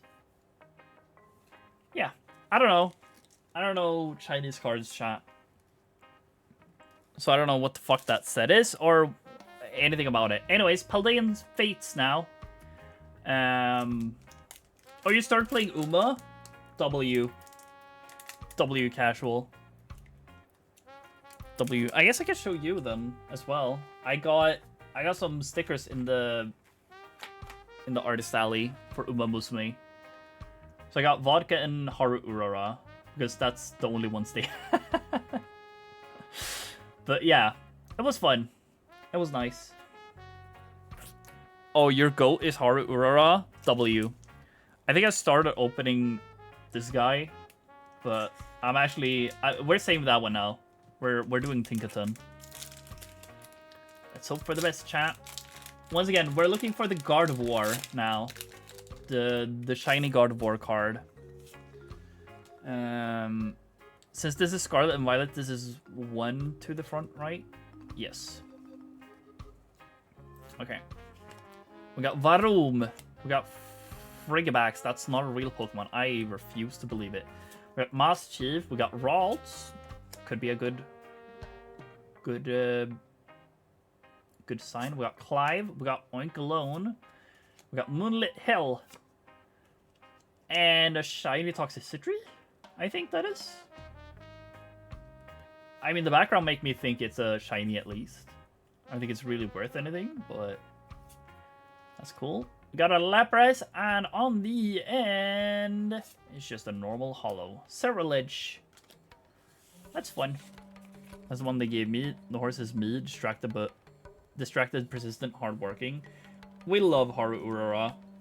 Haru Urara is one of those horses where it's like, she's not really my favorite, but I can't hate her. Because she's so fucking goated, dude. She's so fun. I love her. Anyways, Paldean Fates, chat. I also love the story for her in the game. And in real life, for that matter. That she had 113 races. Didn't win a single one, but she always seemed happy about it. Didn't mind it. Was just doing it for the fun of the sport, right? Just racing for fun. We got the Dene. We got Dachspun. Nestball. This could be a set that has the shiny Pachirisu, by the way. I didn't really think about that. We didn't get a shiny in this pack, though. Not in the original swap. Reverse Charmander, and for the end... Oh, it's something at least. I don't think it's the Gardevoir. Doesn't look like it. Card number 2. This is probably just a full art, right? Or it's just an EX. Okay, Fortress. I mean, it's something at least. I'm not sure if there's any value in it, but either her or Gold Ship. I mean, I get it. All of them are very valid choices. PAF.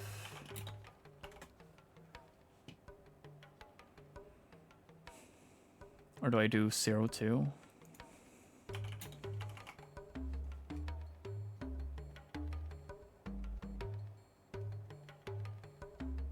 No? Does it not work like that? I chose pink-haired horse girl. W. Or should I probably should just search Fortress. Let's be real.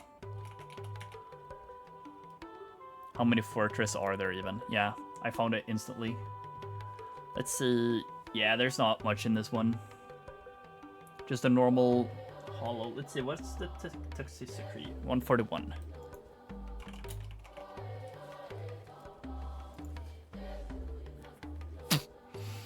A little bit more at least. At least something in this one. But yeah, I definitely did not make my money back with these packs. These packs were like $10 per pack. But at least for the Shiny Fates one, Paldean Fates, sorry. The Astral Radiance cards were at least like, they were like only $6 or something, $5-6. Guts and Wits make no sense to me. Wit is basically, you do wit training whenever you feel like to me, like, first off, I can just explain. Wit training is like your wit stat determines how often your Uma will.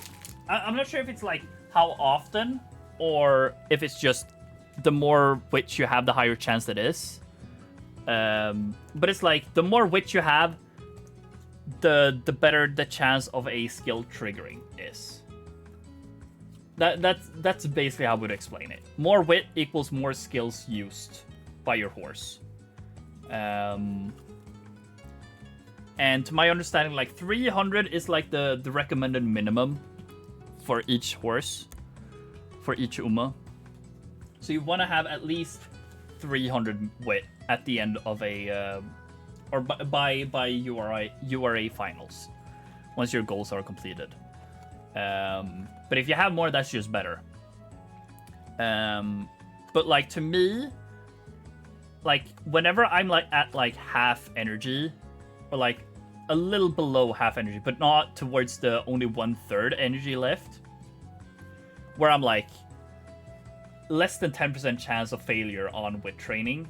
If I don't feel like I need to train anything else like instantly, I will do wit training, both to regain a little bit of energy, to hopefully make the chance of a and have 700 fans. Okay, maybe I shouldn't talk too much about this then, because this is like min-maxing. But yeah, like wit training is good for whenever you don't feel like you need to rest right now, because it would be a wasteful turn in case you got the 70 plus energy regained. But it's good because like whenever you rest, you obviously waste a turn not gaining any stats, but you do gain energy back from wit training. Plus it's much easier to do wit trainings in general compared to all the other trainings, because the failure rate is so much lower on it.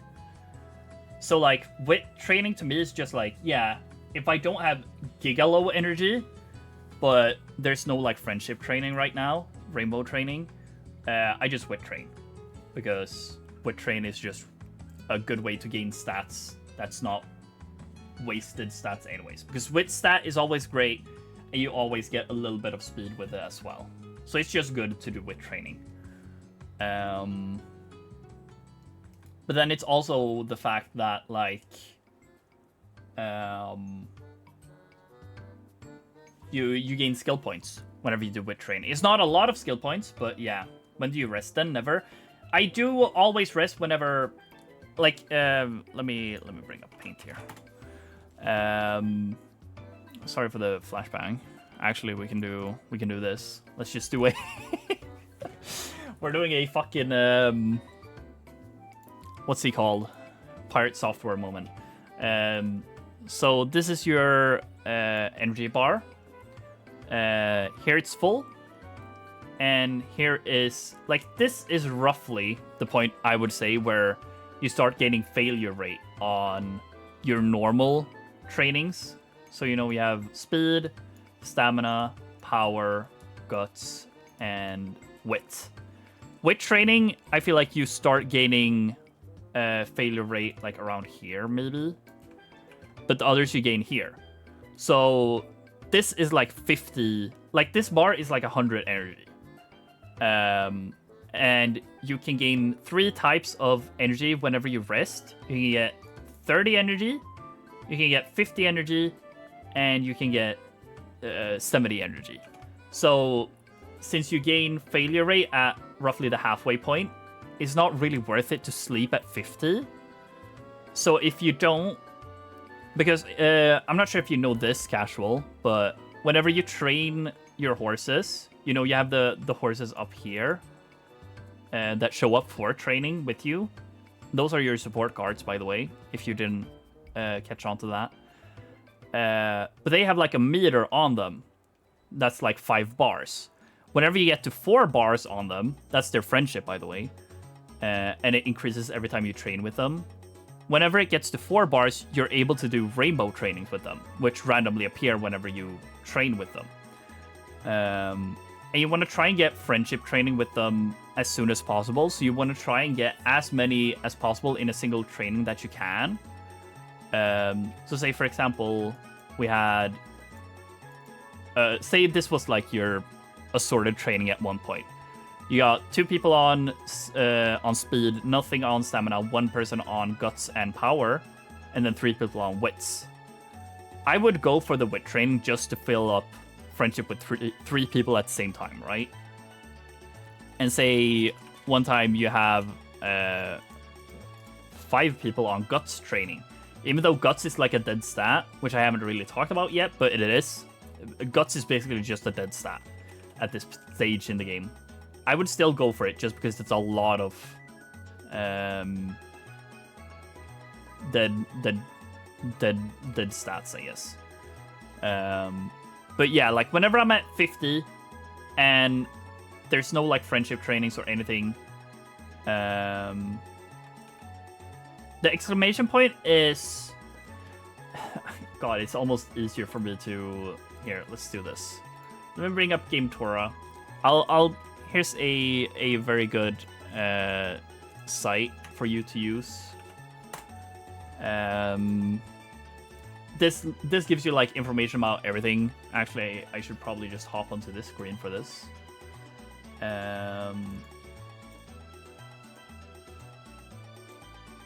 So yeah, this site is really good for like just everything Uma Musume information.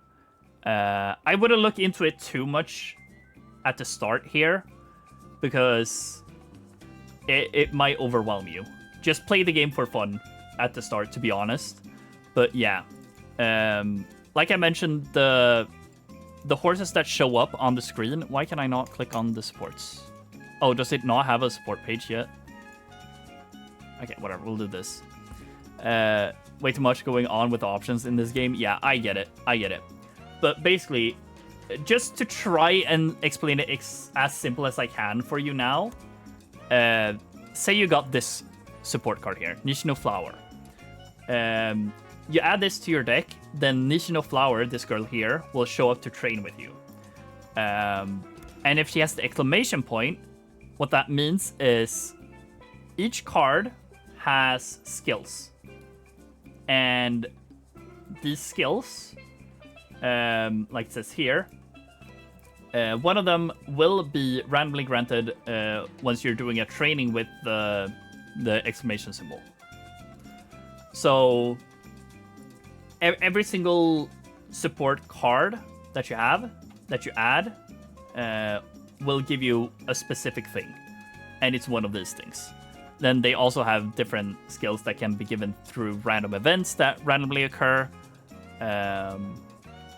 So yeah, sometimes you can get, like for example, this card specifically gives 2 stamina and 6 power. But you could also get a skill for mild training, for pace chasers, or these green skills, which are just all around random buffs depending on the type of race you're doing. And then there's also different effects that they give depending on the level of the card. But these aren't too interesting in the early game, to my understanding. Like, these are mostly if you're a nerdy nerd. But yeah. And then we can just compare it to an SSR here. The gacha points good for. Which points are you talking about now?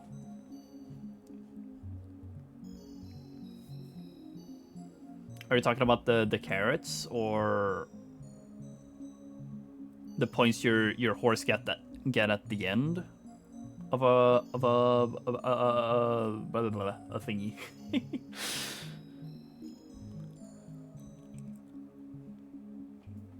But yeah, for example, you can see this card gives a different amount of things. So it's always good to know at least what each card gives. So, like for example, this card gives a lot of medium hints and stuff, which is good for horses that like medium races, but it's not very good for people like other, like for example, we got Sakura Bakshino. I just know at the top of my head is just like a good sprinter, so she wouldn't really want to use this card. But like in the early game, doesn't really matter. Just put on, click auto, and just run with it. To be honest, it's once you get into the game you should worry about all of that. Let me actually head on back over here, chat. I don't really have anything else to show, I guess. I guess I can show this just for fun. We went to a large, like, sorry, by the way.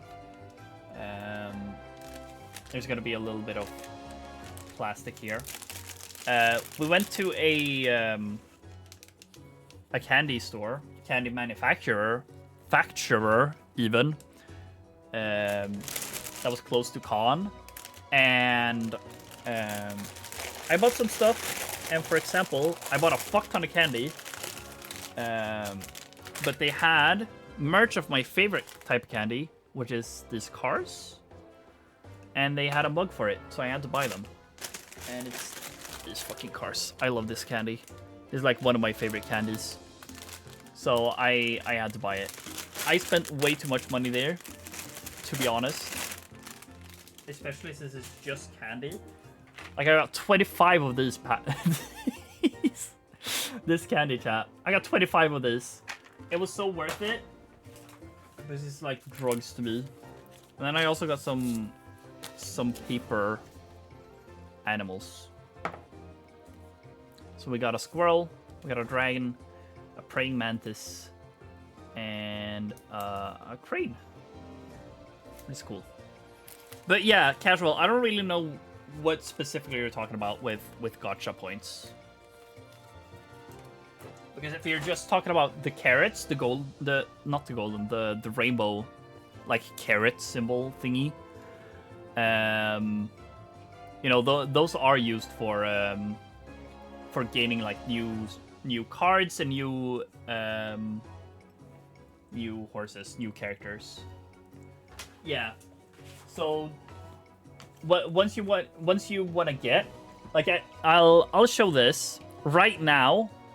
I would personally recommend this all depends on how far you want to get into the game, right? But I have a lot of coins. The coins don't matter too much. The coins are to level up your cards and your horses. Coins is a disposable currency. But the rainbow carrots, you should be way more cautious about. Here's all the characters that's in the game right now. Some of them you can see are on the banner, like Current Chan right now. Current Chan, whatever. She's on a rate up banner right now. So there's a higher chance that you do get her, if you do get her. If you do get a 3-star character in the game. But I personally, if I'm being honest with you, check this thing, the Keats on Black thingy.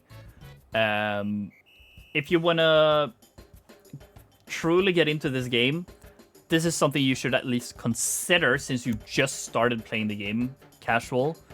But don't do it just like what this is saying is basically right now there's this banner in the game, the support card, which is insanely good. Like, it's so good. The reason we have Uma Musume in global, okay, wait, sorry. Let me explain this in a way that doesn't sound predatory as fuck. So Uma Musume has been in Japan for like 4 years at this point. And currently the banners are exactly the same as it was in Japan 4 years ago. And because of that, we technically know what was good at the time, what will come next, and what is good even today in the game. What's good today in the game? This card right here, Keats on Black. This card is extremely good, especially at max level. If you get a lot of the cards. If you get the card 5 times, that's the max amount you can get and make the card more powerful. This card is insanely good. But like, some people are talking that I guess I should say also, the reason it is good is because it has all these skills available. And if you ignore these ones and these ones, it's got really great, just good in general cards or skills, which like anyone can use. Like, for example, Focus here reduces the amount of times you get a slow start, and then just you get more energy on a straight, you get more endurance on a corner, and just more speed on a corner. Like, these are just good all around skills. And then you always have this speed up as well, which you always get through random events during your training with the horse. All of them are really good. These random events also give a lot of mood ups, which is very rare, especially, and they're good, especially since a lot of characters in the game have random events where their mood goes down, and you want to have their mood up as much as possible because it ups your training values and also embraces how well they perform. But Keats on Black also just has really good effects, which I mentioned earlier. They affect the gameplay, but at the start of the game, I wouldn't really like think of this too much. But like, for example, I'm pretty sure 25? Is 25 the max you can get at a base level card, I think? No, 30 is the max you can get at a base card. But yeah, you get a lot of bonus effects at least. You get so many whenever it's maxed, and the numbers are really high, which makes this card extremely viable even in today's meta in the Japanese servers. Which is crazy that a card that is released basically on launch is still meta in today's day and age with a ton of power creep and etc. So this card is really good, especially if you can get multiple. And if you have now just started off the game, you don't really care too much about everything you got right now, but it seems to me that you haven't really used your golden rainbow carrots, sorry. Spend carrots on support cards. That's basically what I'm trying to say. At the beginning, especially since this banner is still up, you should try and go all out on this banner. And some people are saying you can reroll your account, aka delete the data you have right now, start over, and play until you get the beginner player pack with all the carrots. And then you just roll again. If you don't get the card, then you just delete your account again, and you just do it all over again. But, like, if you ask me, you should just have fun with the game. This card is extremely good, but you can always borrow it from different people. Like, you can find people who have the card at max level, and you can use their card. So it's like, you don't need this card. It's just an extremely good card. I just want to have fun playing. Then don't worry too much about it. But I personally, unless you see this character and think, oh, she's really cute, I really want to get her because she's really cute, then if you don't really think that, I would first off just look at the what is it? Is it over here? No, I don't know exactly where it is.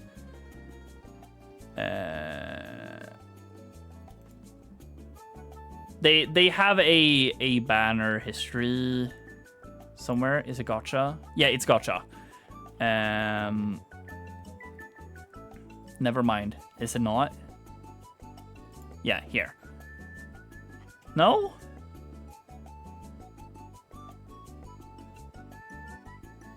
Am I tripping?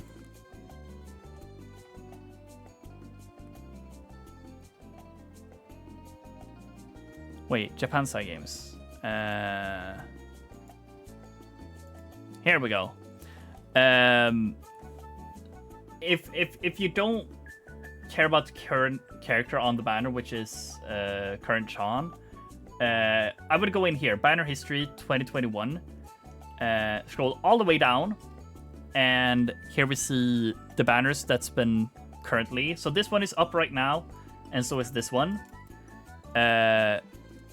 If you see any in the future here that are like, oh yeah, these characters look cute. Like, for example, these are characters that already exist in the game, but they got skins, which is the same as these two.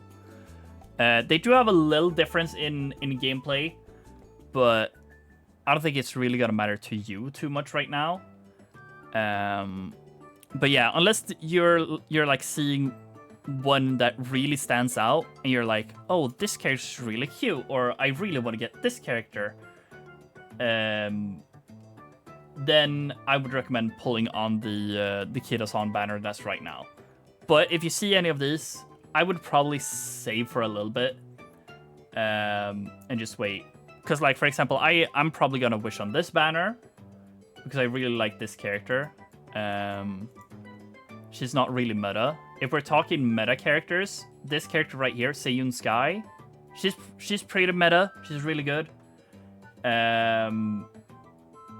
This character right here, or this skin in particular, because it's technically a summer skin, Marzensky, also an extremely good and meta character.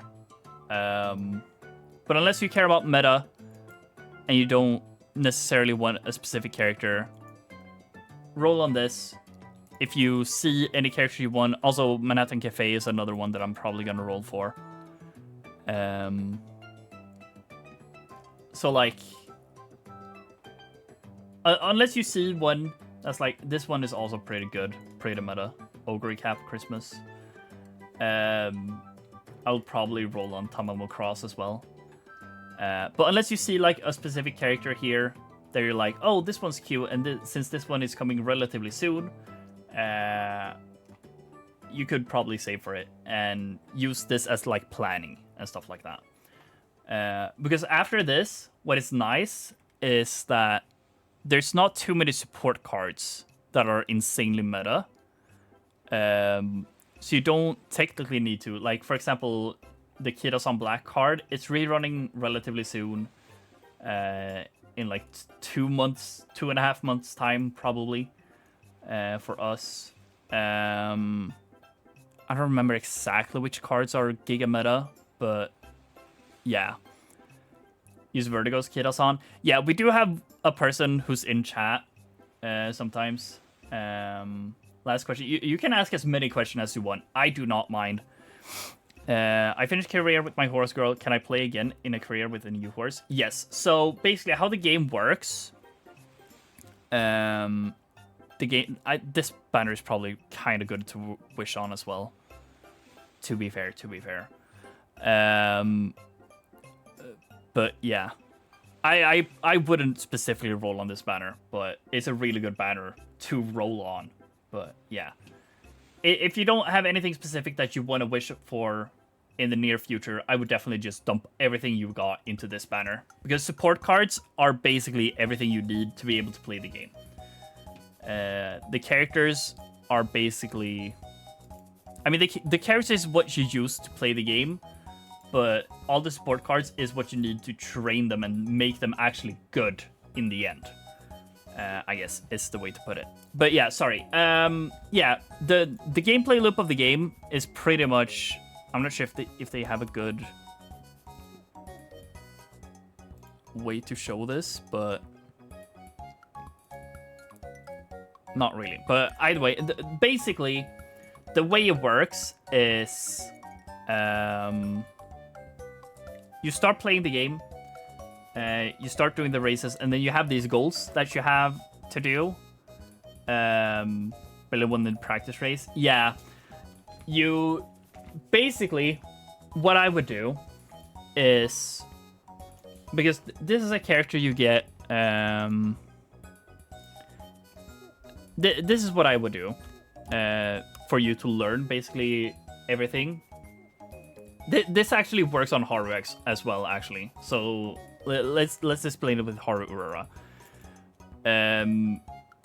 Each horse has their different aptitudes that they're good at. For example, Haru Urara is an extremely well dirt racer.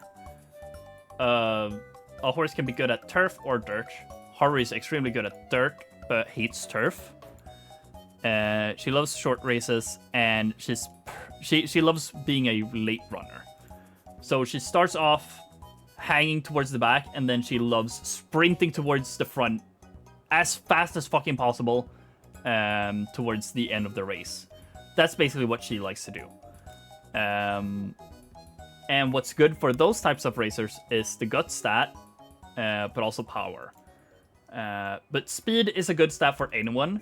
So it's like, I generally just really like doing, like, doesn't matter, just go all out on speed, to be honest. Just like in the first few times you're trying to learn the game, just go all out on speed. Try to get as much training into speed as possible, because speed is just a good in general overall stat. Anytime you can, you should try and get some wit training in, of course. Guts training works for Haru Urara as well, because she just loves guts as well, especially since she has a 20% increase in training for guts. But a different character that you also have at the start is Sakura Bakuchin O. She's also one you can just go all out on speed, because she has 20% increase in speed. She loves doing short races, and always put her in front as a front racer, front runner, because then she just sits at the start and she just runs at the speed of sound. I did stamina because her cut screen story shows her getting tired when training. That's, yeah. there's a lot to learn within this game. Let me just see which. Your horse skills natural distance. Yeah, I'm pretty sure this is the. It's not the video I recommend, but it's probably a good video in general. Like this don't worry about this too much. But this is a good like overall kind of recommended thing. Like you can see here, for example, they're just completely ignoring the gut stat, which yeah, you really don't need the gut stat. But for example, for a sprint, which you can see here, Haru Urara really likes, but also Sakura Bakshino, as I was talking about. Get as much speed as you can, because speed is generally all you need for a sprint race, because sprint races are the shortest types of races. And because they're short, you don't need too much stamina. Some characters like a lot of power as well, because, for example, Haru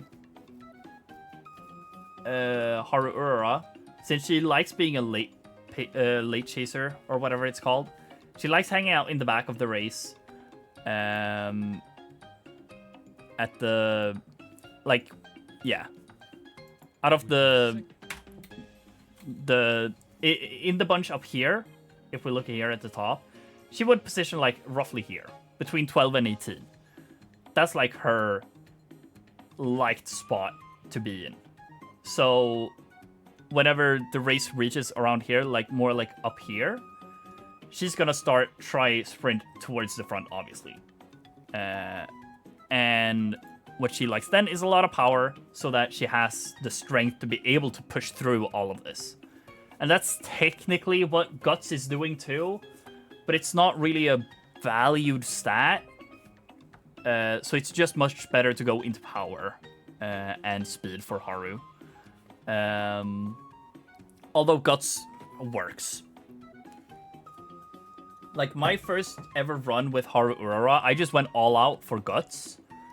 And I mean, it did not really matter for me. I did really good in that race.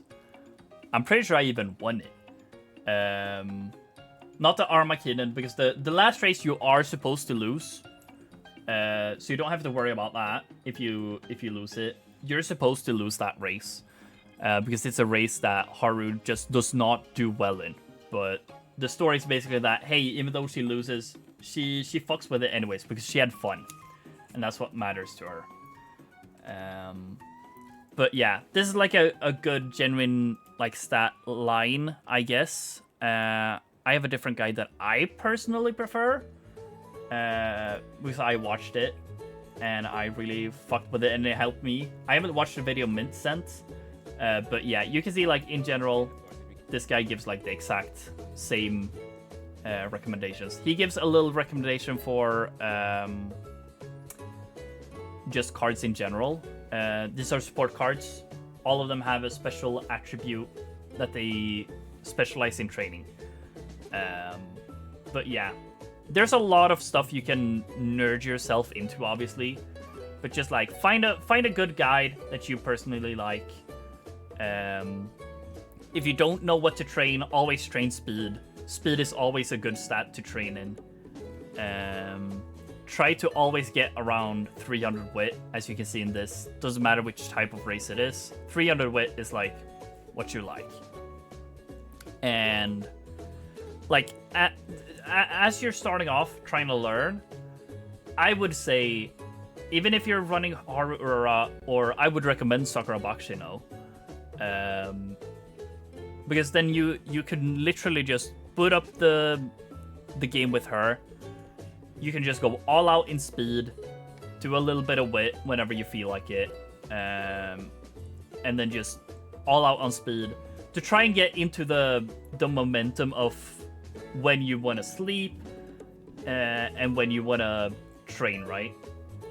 That's mostly why you would do this, to get into the learning of, oh, this is how many times I can train this before I need to rest, and stuff like that. But just go all out on speed on Sakura Bakshino. Put her on front runner specifically. Because she starts off on pace chasing, but we want her to front run, and you just go all out on speed, and you're like good to go. That's a very easy way to win your first run. And then the way it works is whenever you finish a career with a horse, they go into legacy status. So you can't start with the specific Sakura that you trained now, but you can train her again from scratch. But the legacy Sakura that you just trained, you can use her to train a new horse that you have. So for example, if you train Sakura Bakshino, you can use the Sakura Bakshino you just trained to help your Haru Urara to train. And then whenever you finish this Haru Urara, you can use her to train, say, you always get Daiwa Scarlet, for example. So you can use those two to train this Daiwa Scarlet, and then she becomes better because she's getting a lot of stats from the Haru Urara and the Sakura Bakshino. And then you can just, when you finish the race with this Daiwa Scarlet, which gets a lot of stats from the previous ones, then you can just go back to whoever your favorite is, like Haru Urara, and you can use the Daiwa Scarlet, and then, yeah. This is basically the long-term gameplay loop of this game. Get legacy horses, and then train your horses, make them be better, and yeah. I feel like I did the worst explaining it to a new player, but yeah. Hopefully you understood. If you have more questions, you can always ask. Whether in stream or in the Discord or stuff like that. I'm not the best to explain it anyways, but yeah, hopefully it didn't get too bad. But yeah, that's it. That's the Uma Musume explanation. I'm actually gonna go back to this because I want to look at the not character list. I want to look at the banner history. Where was that again? I remember where it was. Fuck. Compare? No.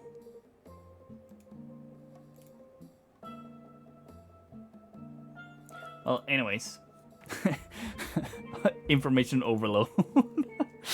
Nah, it's fine. Was just taking notes. All right, W. But yeah, if you have any questions, just feel free to ask. I do not mind asking. Oh my god, Twin Turbo, my goat. I can't wait for Twin Turbo, dude. I love Twin Turbo. And Matikane Foot. I'm sorry, Matikane Tannhauser, aka Mumble.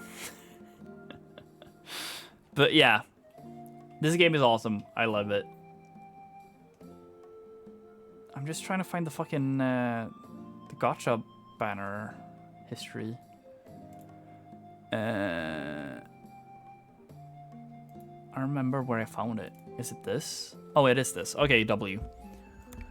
2022 characters. When's the... Oh yeah, here's Christmas. I mean, that's not for a bit. Okay. That's good. Oh, here's your horseman. The one Loki wanted. They're not for a bit either. This is like a year into the release. A little more than a year.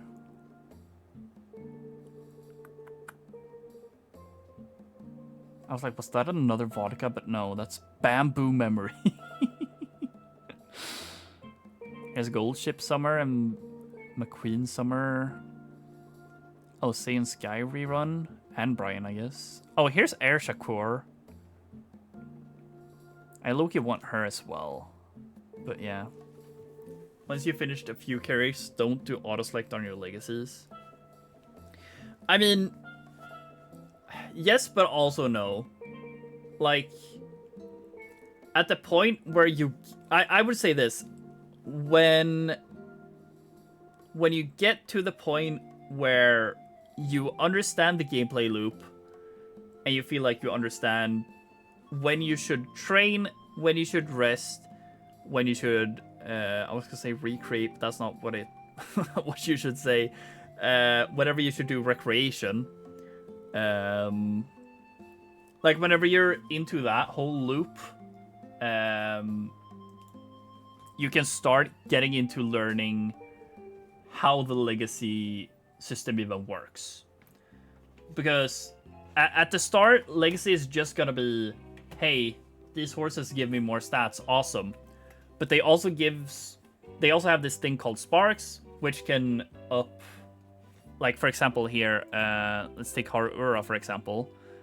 She has a B in Encloser, but if you have a legacy horse, which has a spark that is Encloser, that can up her B aptitude in Encloser to an A, which makes her really good at doing at running as an Encloser.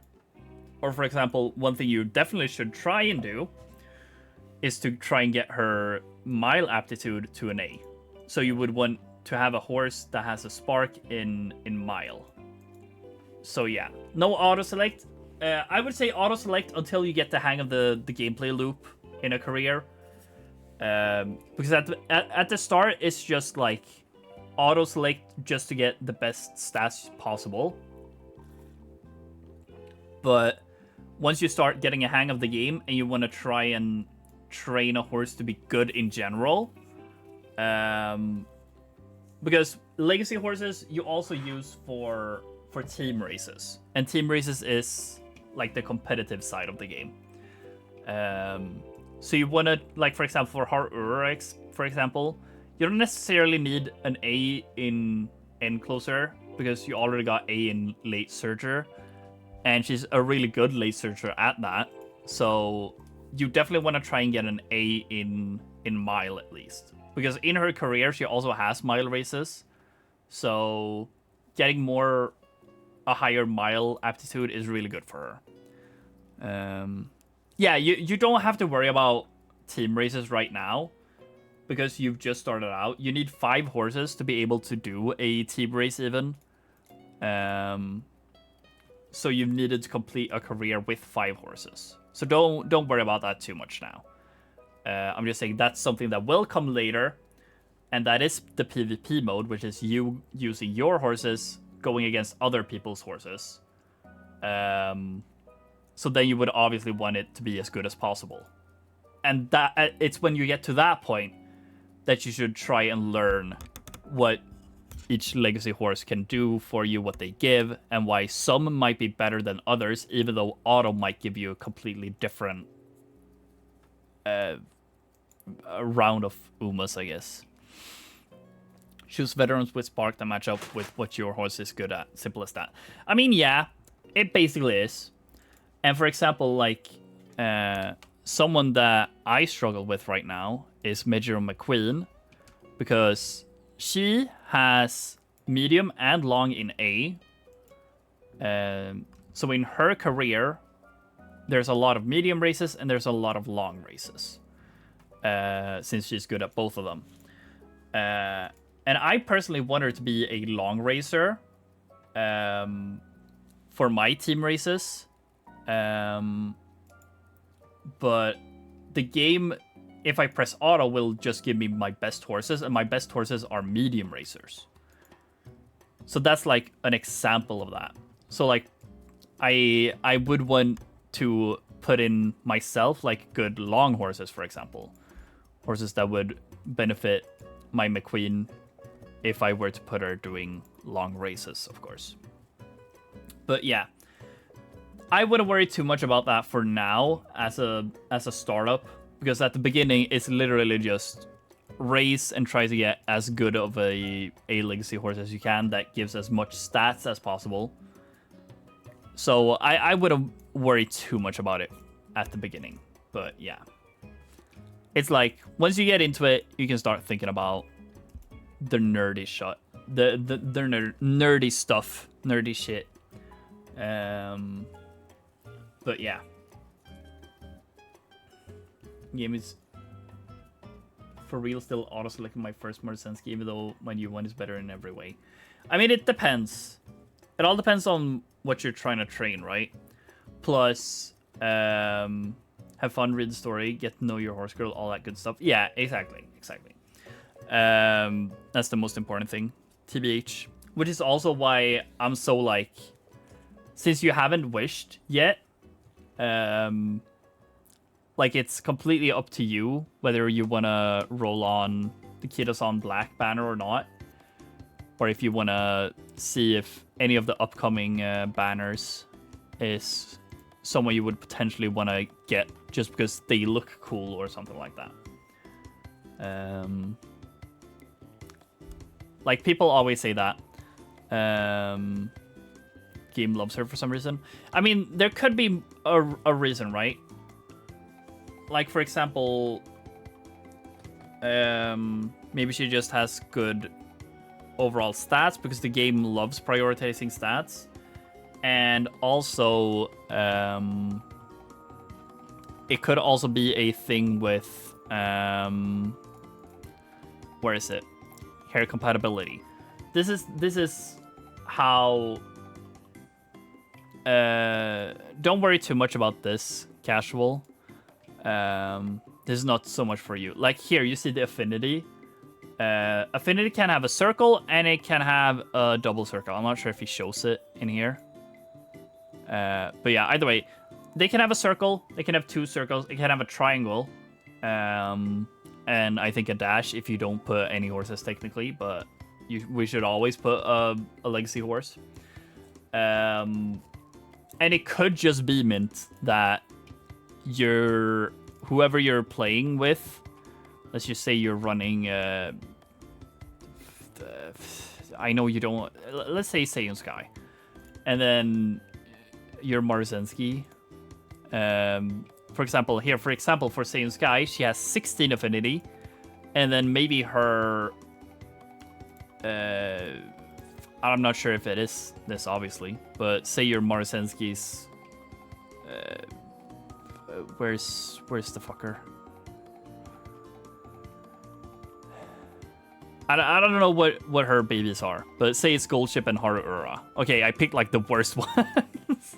But yeah, for example, like maybe her affinity giving is just really good for like the character you're picking right now. Like say you've been running King Halo, right? I'm guessing. So yeah, for example, like this, I'm not sure if this is how it works. Or not how it works, if this is how your legacy is set up. But maybe you just get a lot of affinity from this legacy horse and her grandparents and stuff like that. Because the game does prioritize trying to get double affinity as well. Double circle. So yeah. I can see recommended as well, just for fun. I mean, it's really bad because fucking I'm on the JP now. Let's do this. Here we go. Like, yeah, we can see Grass Wonders 23, Special Week 24. But yeah. And it's also like just because you're, it's also like this, Mint. Just because you might have a higher rank on her, like numbered rank, like say your OG Marzenski was only like a 3k, and your new Marzenski is an 8k, like you could still have better sparks on the old one. Even though she's technically a lower rank, she could still have better sparks. Because the sparks are just based on... she does not have better sparks? Well, then I don't know. Then I generally don't know. I mean, even if she has, like, say your old one has guts, and your new one has a speed spark, even if the gut spark is 2-star and the speed spark is 1-star, technically the game sees the gut spark as a better spark. But yeah.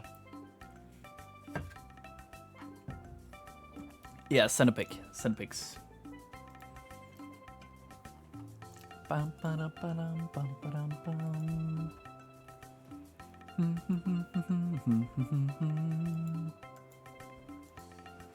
Because like yeah, this the affinity thing has a lot to do with it, but yeah, it's hard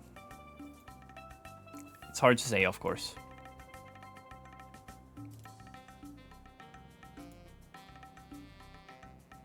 Mijo no bourbon.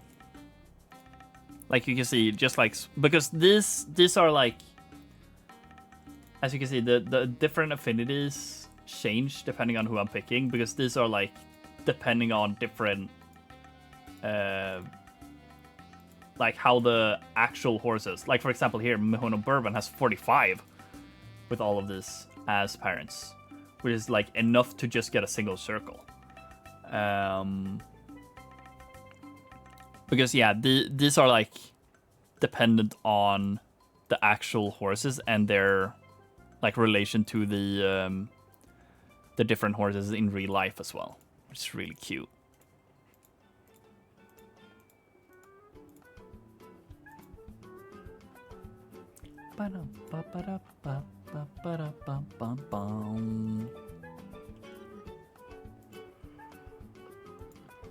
Let's see.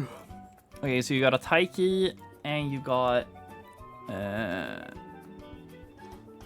Sakura Bakshino. And then show the second grandparent on the bottom one. Okay, it's a new one. You got this, and that. Gut, stamina, turf, front runner, turf, late surger. I mean, yeah, just from what I'm seeing right now, I'll do this.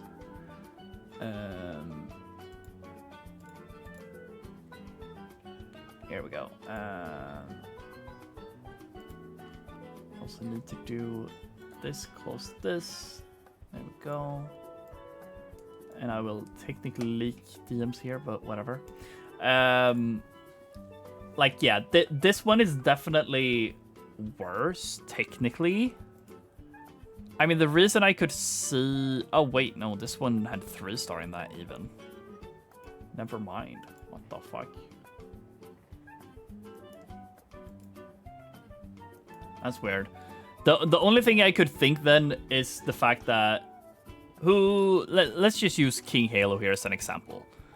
This is your OG. This was the first one. Where you had Taiki and Sakura Bakshino. This is 47. Your second had Vodka and Super Creek, which is 32. So I mean, it is lower, and the game is gonna prioritize getting affinity as well. But I don't know. It feels weird, still. So I don't think anyone's really gonna... I don't know, it's super hard to say. But...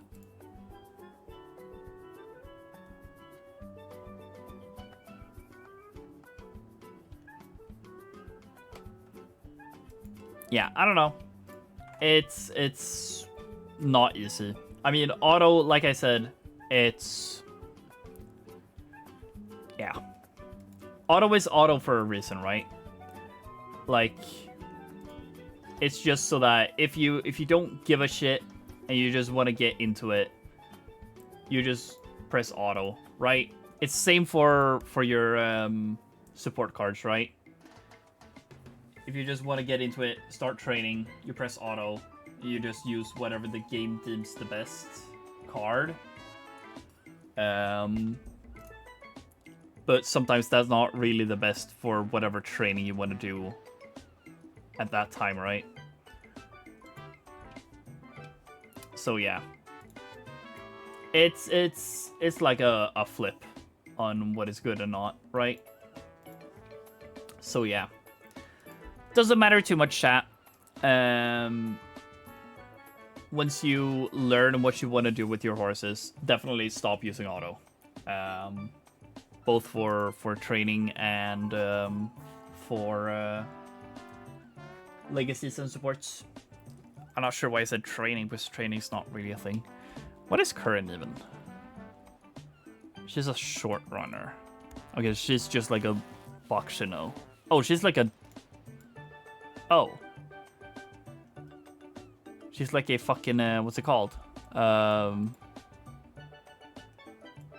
debuffer is what it's called. Okay.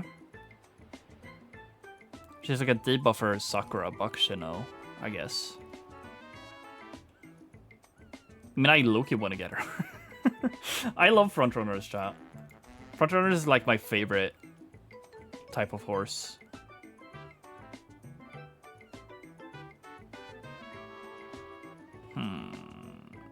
I don't know, though. I don't know.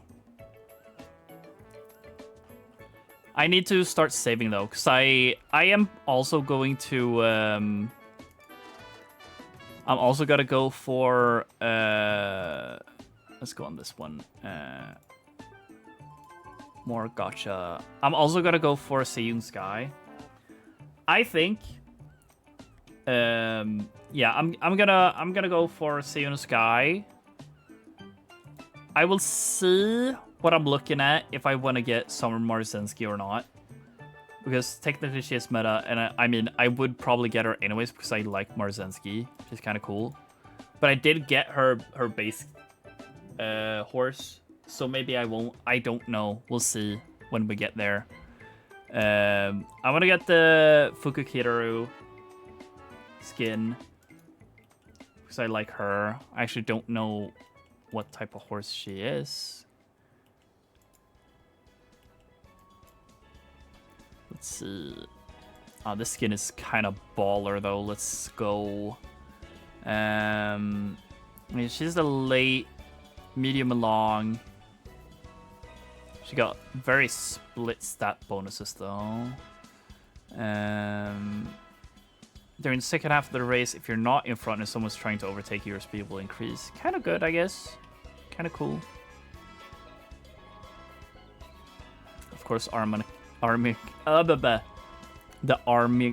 McKinnon. Why did I fucking struggle saying that so much? Jesus. But yeah, I'm probably getting this skin for sure. Then after that, I want to try and get Manhattan Cafe because she's low-key cool as well. I like her. And then after that, I'll probably skip Ogre Cap Christmas. I don't really give a fuck about that, even though it's Giga Meta. And then I'll get Tamamo Cross probably. And then I don't know what for 2022.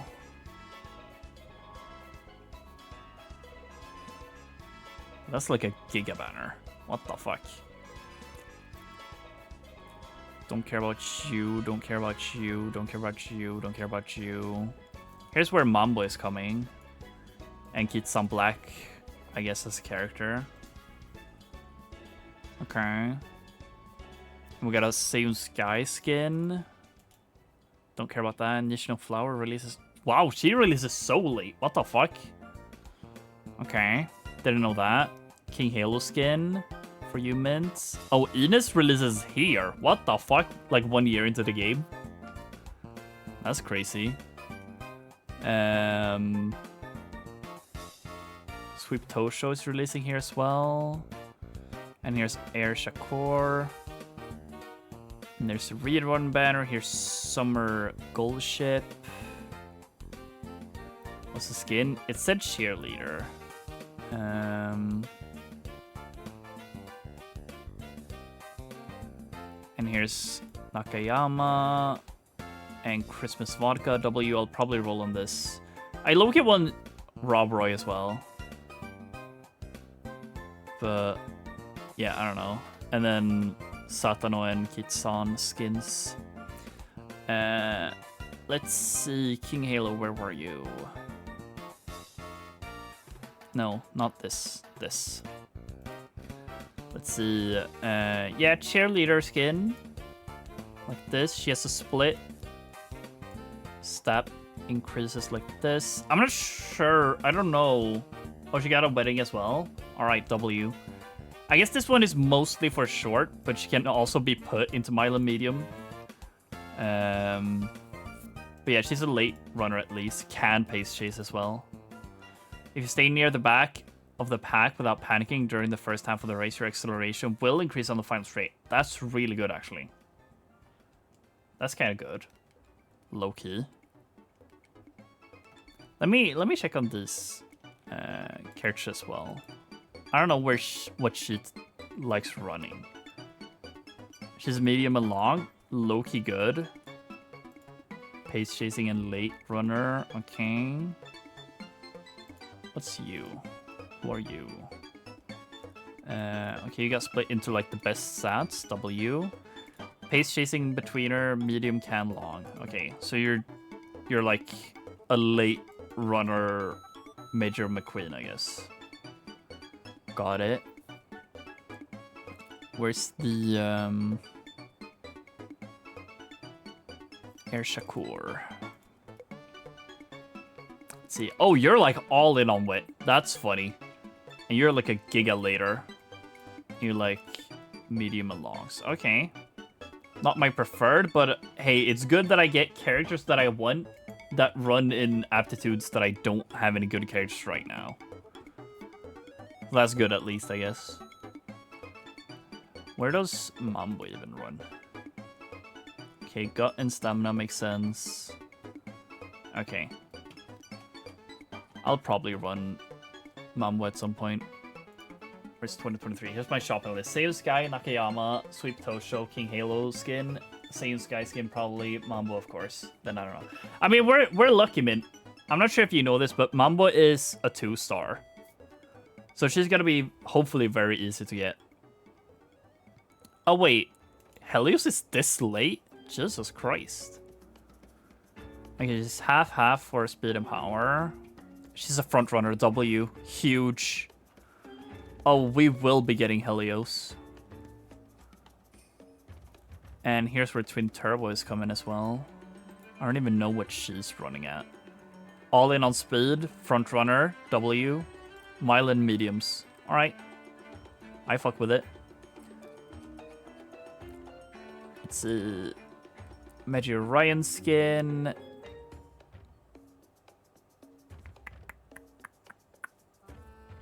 What's that? No, it's not. Oh, that's Sakurashio, no. Oh, here's her. I want her as well. I hate that I can't. Oh, I can. Okay. I low-key want her. She's all in on wit. She's a medium longer, but she can mile as well. Okay. You've activated at least 7 skills. Okay. That's interesting. What's that? Every time I do team trials, my poor Haru has to go up against roided P plus ogre caps. Yeah. We don't like ogre caps in dirt. Is the Matakana skin? I'm not sure what the difference is between this and the other. Where's the fucking where's Wedding Halo though?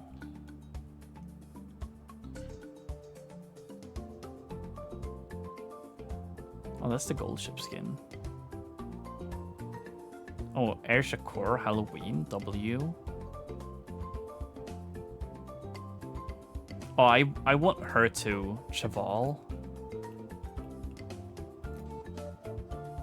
Low ogre cap in trials because it's my ogre cap. No. I mean, your ogre cap is so good, Vertigo. You got like all fucking power on it. It's so good. Okay. I guess we kind of fuck with Cheval. 2024. Grass Wonder skin. Okay, okay. Biwa skin. Bubblegum fellow, excuse me? Okay. Interesting. Are you not interested in Sweep Toasty or Lulumain after all? I'm not too interested in Sweep, to be honest. I don't know. I'm not sure why. I mean, it's low-key like... I don't know. Just in general, no, not really. I do want this skin, though. I do want the Myo Top Gun Halloween skin. It's so fucking adorable. Oh, she's front-running as well, still. That's huge. Oh, I love this skin. That skin is so good. Oh, Universe skin? Oh, that's a W skin, though. Well, that's such a W skin. Maybe I saved it. That's a weird-ass fucking stat bonus, though. What the fuck? Okay, maybe I'll keep the Autumn skin. I don't know, though. What the fuck is this? Does she have, like... different? No? Oh, wait, that's Gentle Donna. Oh. This horse just does not have a page, I guess. Rice shower skin. What does this mean? Oh, Jungle Pocket's so late. What the fuck? Okay. Sweep Tosho, King Halo. Here you go, Mint. Bunny skin. Tan. Oh, she's short and mild here. Can medium. When there's less than 600 meters remaining, if you're in the middle of the pack and overtake someone from the outside, during the last spurt, your speed will increase. Alright. That'd be cool. I mean, she's not coming for a while, though, so... a little unfortunate for you. Is that a Helio skin? I guess. Probably not something I'll get, but... Oh, you also come very late. What the fuck? Oh, Manhattan skin. Are we locking in? Oh, here's Vivlos. You're also coming extremely late. Yeah, I kind of fuck with it. Kind of fuck with it. You're so late, though. What are you? Mild mediums. Late chase. Oh, you're, like, only late. You got a cool split, though. Like, the best stats in the game. If you enter the final straight in the middle of the pack, then when there's 300 remaining in the race, your speed will increase. It greatly increase if you didn't panic during the race. Okay. And then a nice nature. And then... this one isn't too large, right? I'm guessing. Who's Cesario? Okay. I don't think I've seen those ever, but fair enough. No reason. W name. Oh, here's Tap Dance City. That's not the original, I guess. I guess I just missed that. Oh, here's a character I'm awaiting. Oh, she's a 4th anniversary. She has to be better, right? She got like the best stats in the game at least. She's a late and closer for medium and longs. I mean, low-key fuck with it. I can't wait for her though. She's like my up-to-date oh, Mersensky New Year. That's cool. You also look low-key cool. Furioso. But yeah, Orfevre, or whatever the fuck your name was. Orfevre. Like, she's so cool. I don't know. She's like the up-to-date JP server character I want the most. But yeah.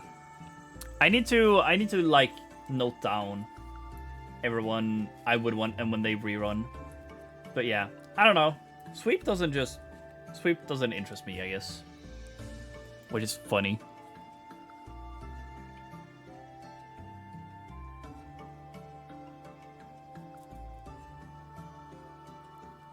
But yeah. I should stop rolling on Kidson banner though, which sucks, but yeah. I have no reason to roll on it. I have all the SSRs I low-key need now. I got so many in the end here anyways. I was so scared for a while because I did not get a lot. But yeah, I should definitely start saving for Sion Sky now. Because she's only coming in like a few weeks. Or like a month and a half, probably. Right? And then I'll see if I do Summer Marzensky. I'll definitely try and get the Fukukitaru skin. And then after that comes Mananan Cafe and Tamamo Cross. I mean, hopefully I'm good. We'll see though. We'll see. Hopefully I'm good. One can only hope, right? One can only hope. Anyways, chat. I didn't really talk much about Con. I'm low-key gonna round off the stream. Also, I need to do this. Deactivate, remove, and now I can close the app. End. And I can close. There we go. Hopefully that shouldn't fuck up anything. But yeah, chat. I didn't really talk much about Con. I don't really know what I would talk about, to be honest. I had a lot of fun in general. I did a lot of fun stuff. I hung out with my friends, and that was like basically all I needed to do. Oh yeah, I went to the Danganronpa meetup. That was hella fun. It was kind of ironic because the host, the person who was gonna host, didn't show up. So like for the first 30 minutes, we just did a Kahoot with which the convention hosts set up, just so that we didn't just sit there doing nothing. And then a Junko cosplayer like took initiative and was like, "Fuck it, I'll host. I'll do something," which was fun. We started mingling, talking to each other, and then we did like a everyone got to tick off their favorite character, and we saw which was everyone's like favorite of the bunch. Unfortunately, only one Chihiro. There was another Mahiru though, which was fun. Someone had Mahiru as their favorite, and I put Chihiro obviously, but the favorite was Nagito. Second place was Kokichi, I think, and then Mikan, which I don't really get the Mikan love too much, to be honest, but fair enough, I guess. So that was fun. That was like the only thing I really did. I went on a Doki Doki panel as well, Doki Doki Literature Club. It was interesting. It kind of spiraled out of Doki Doki Literature Club, which was interesting. But it was fun. I had fun being there at least. But just in general, everything was really fun. I did in the screen here put face reveal ? I also realized I put back the square. I'm not supposed to have the square anymore. I'm not sure why I did that. But yeah, I did put face reveal ? Exclamation mark, question mark, exclamation mark, question mark, exclamation mark, question mark, whatever. Because like, God, the music is way too sentimental for this right now. I need to change up.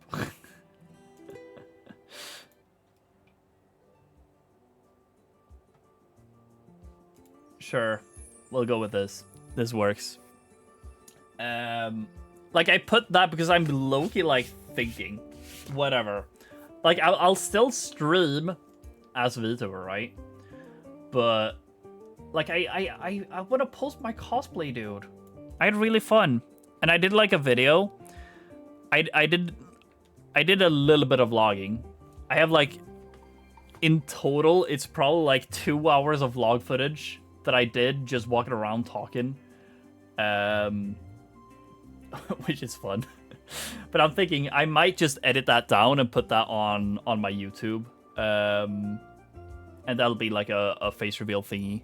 And because I'm home alone, I could technically stream in My Hero cosplay tomorrow, but we'll see. I need to find a way to transfer the footage from phone to PC. Which technically I probably could just do through a cord, right? USB cord. But yeah, we'll see. I might edit it and put it out. I'll probably just show it on stream then, and then upload it to YouTube afterwards. And then I might do a stream like it, because like I don't care too much anymore about the whole like keeping myself safe or whatever. Because like most of the people at work now even know that I do streaming, so it's like that was the main reason I didn't want to stream with Facecam before. I mean, I guess that's an issue that Reflex is finding right now after he started streaming on TikTok and stuff. Like, a lot of his in real life friends are like finding him on TikTok and stuff. But like that would be an issue for me because I am VTubing. But that's low-key why I have been VTubing as well, because I don't want anyone to accidentally find my stream and then instantly be like, oh, hey, that's you. I work with you. But like, since my plan is to VTube anyways, and then maybe every now and then I'll do like a face reveal or something, or face cam stream, sorry. I might just face reveal now. I don't really give a fuck, to be honest. I just want to show my cosplay because I was really happy with it. And the vlogs I did, low-key maybe a little funny. And I want to do something with it, right? So we'll see. We'll see. I'm not showing anything now because I feel like it would be way funnier if I just made it the whatever I vlogged or something. We'll see though. I'm gonna get to see Toasty's face. Yeah, I mean that's low-key it as well, right? Like almost all of you who watch me, besides like the majority of the people who joined me through the Danganronpa series now, right? Everyone else knows me, like in real life, and have seen me in real life. So like all my VIPs know me, all my friends in general. It's just like my new viewers. And I mean, I don't really care, I guess. You guys probably don't care.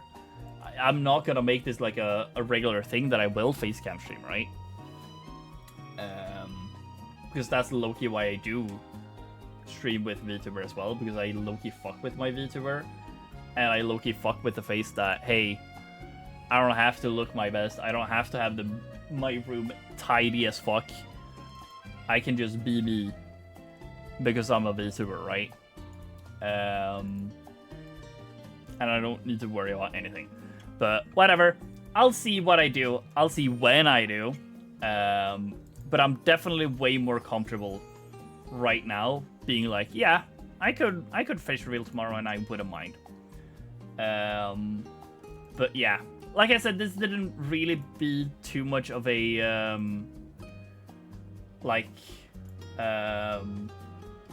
con story stream, I guess. But I did go through all the shit I bought and stuff like that. That was fun. Just yapping about Uma Musume is fun too. I also got to open a lot of Pokemon cards. We fucked with that. But let me shut up now. Why are you not? Can I pause with you? I cannot. Fuck off. There we go. Yeah. I didn't intend for this stream to be 3 hours long, but it kind of became 3 hours long anyways.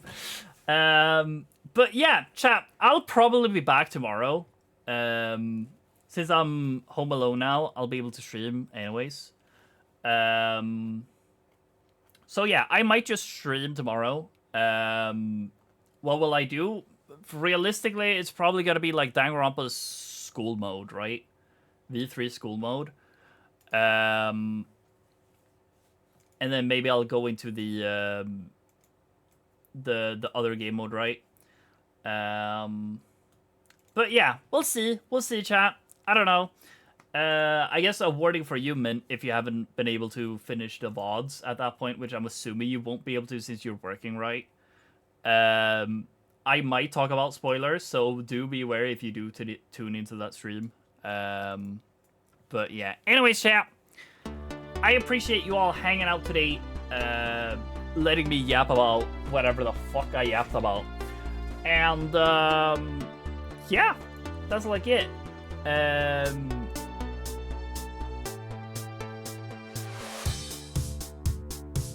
Sorry, I got a DM about a cosplayer we saw it thing. But yeah, I would watch today, but this dude called Toast was streaming.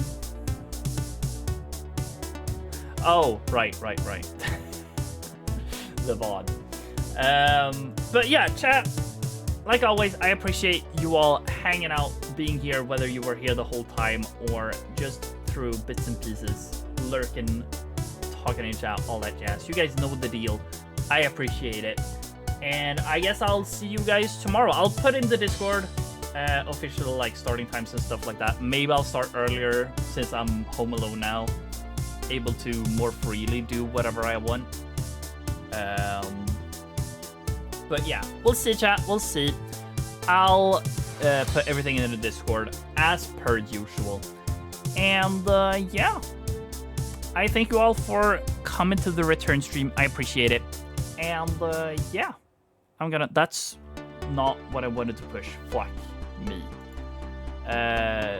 We are not listening to the full thing. I apologize. I'm putting it like there, and that's good enough. I'll see you guys tomorrow.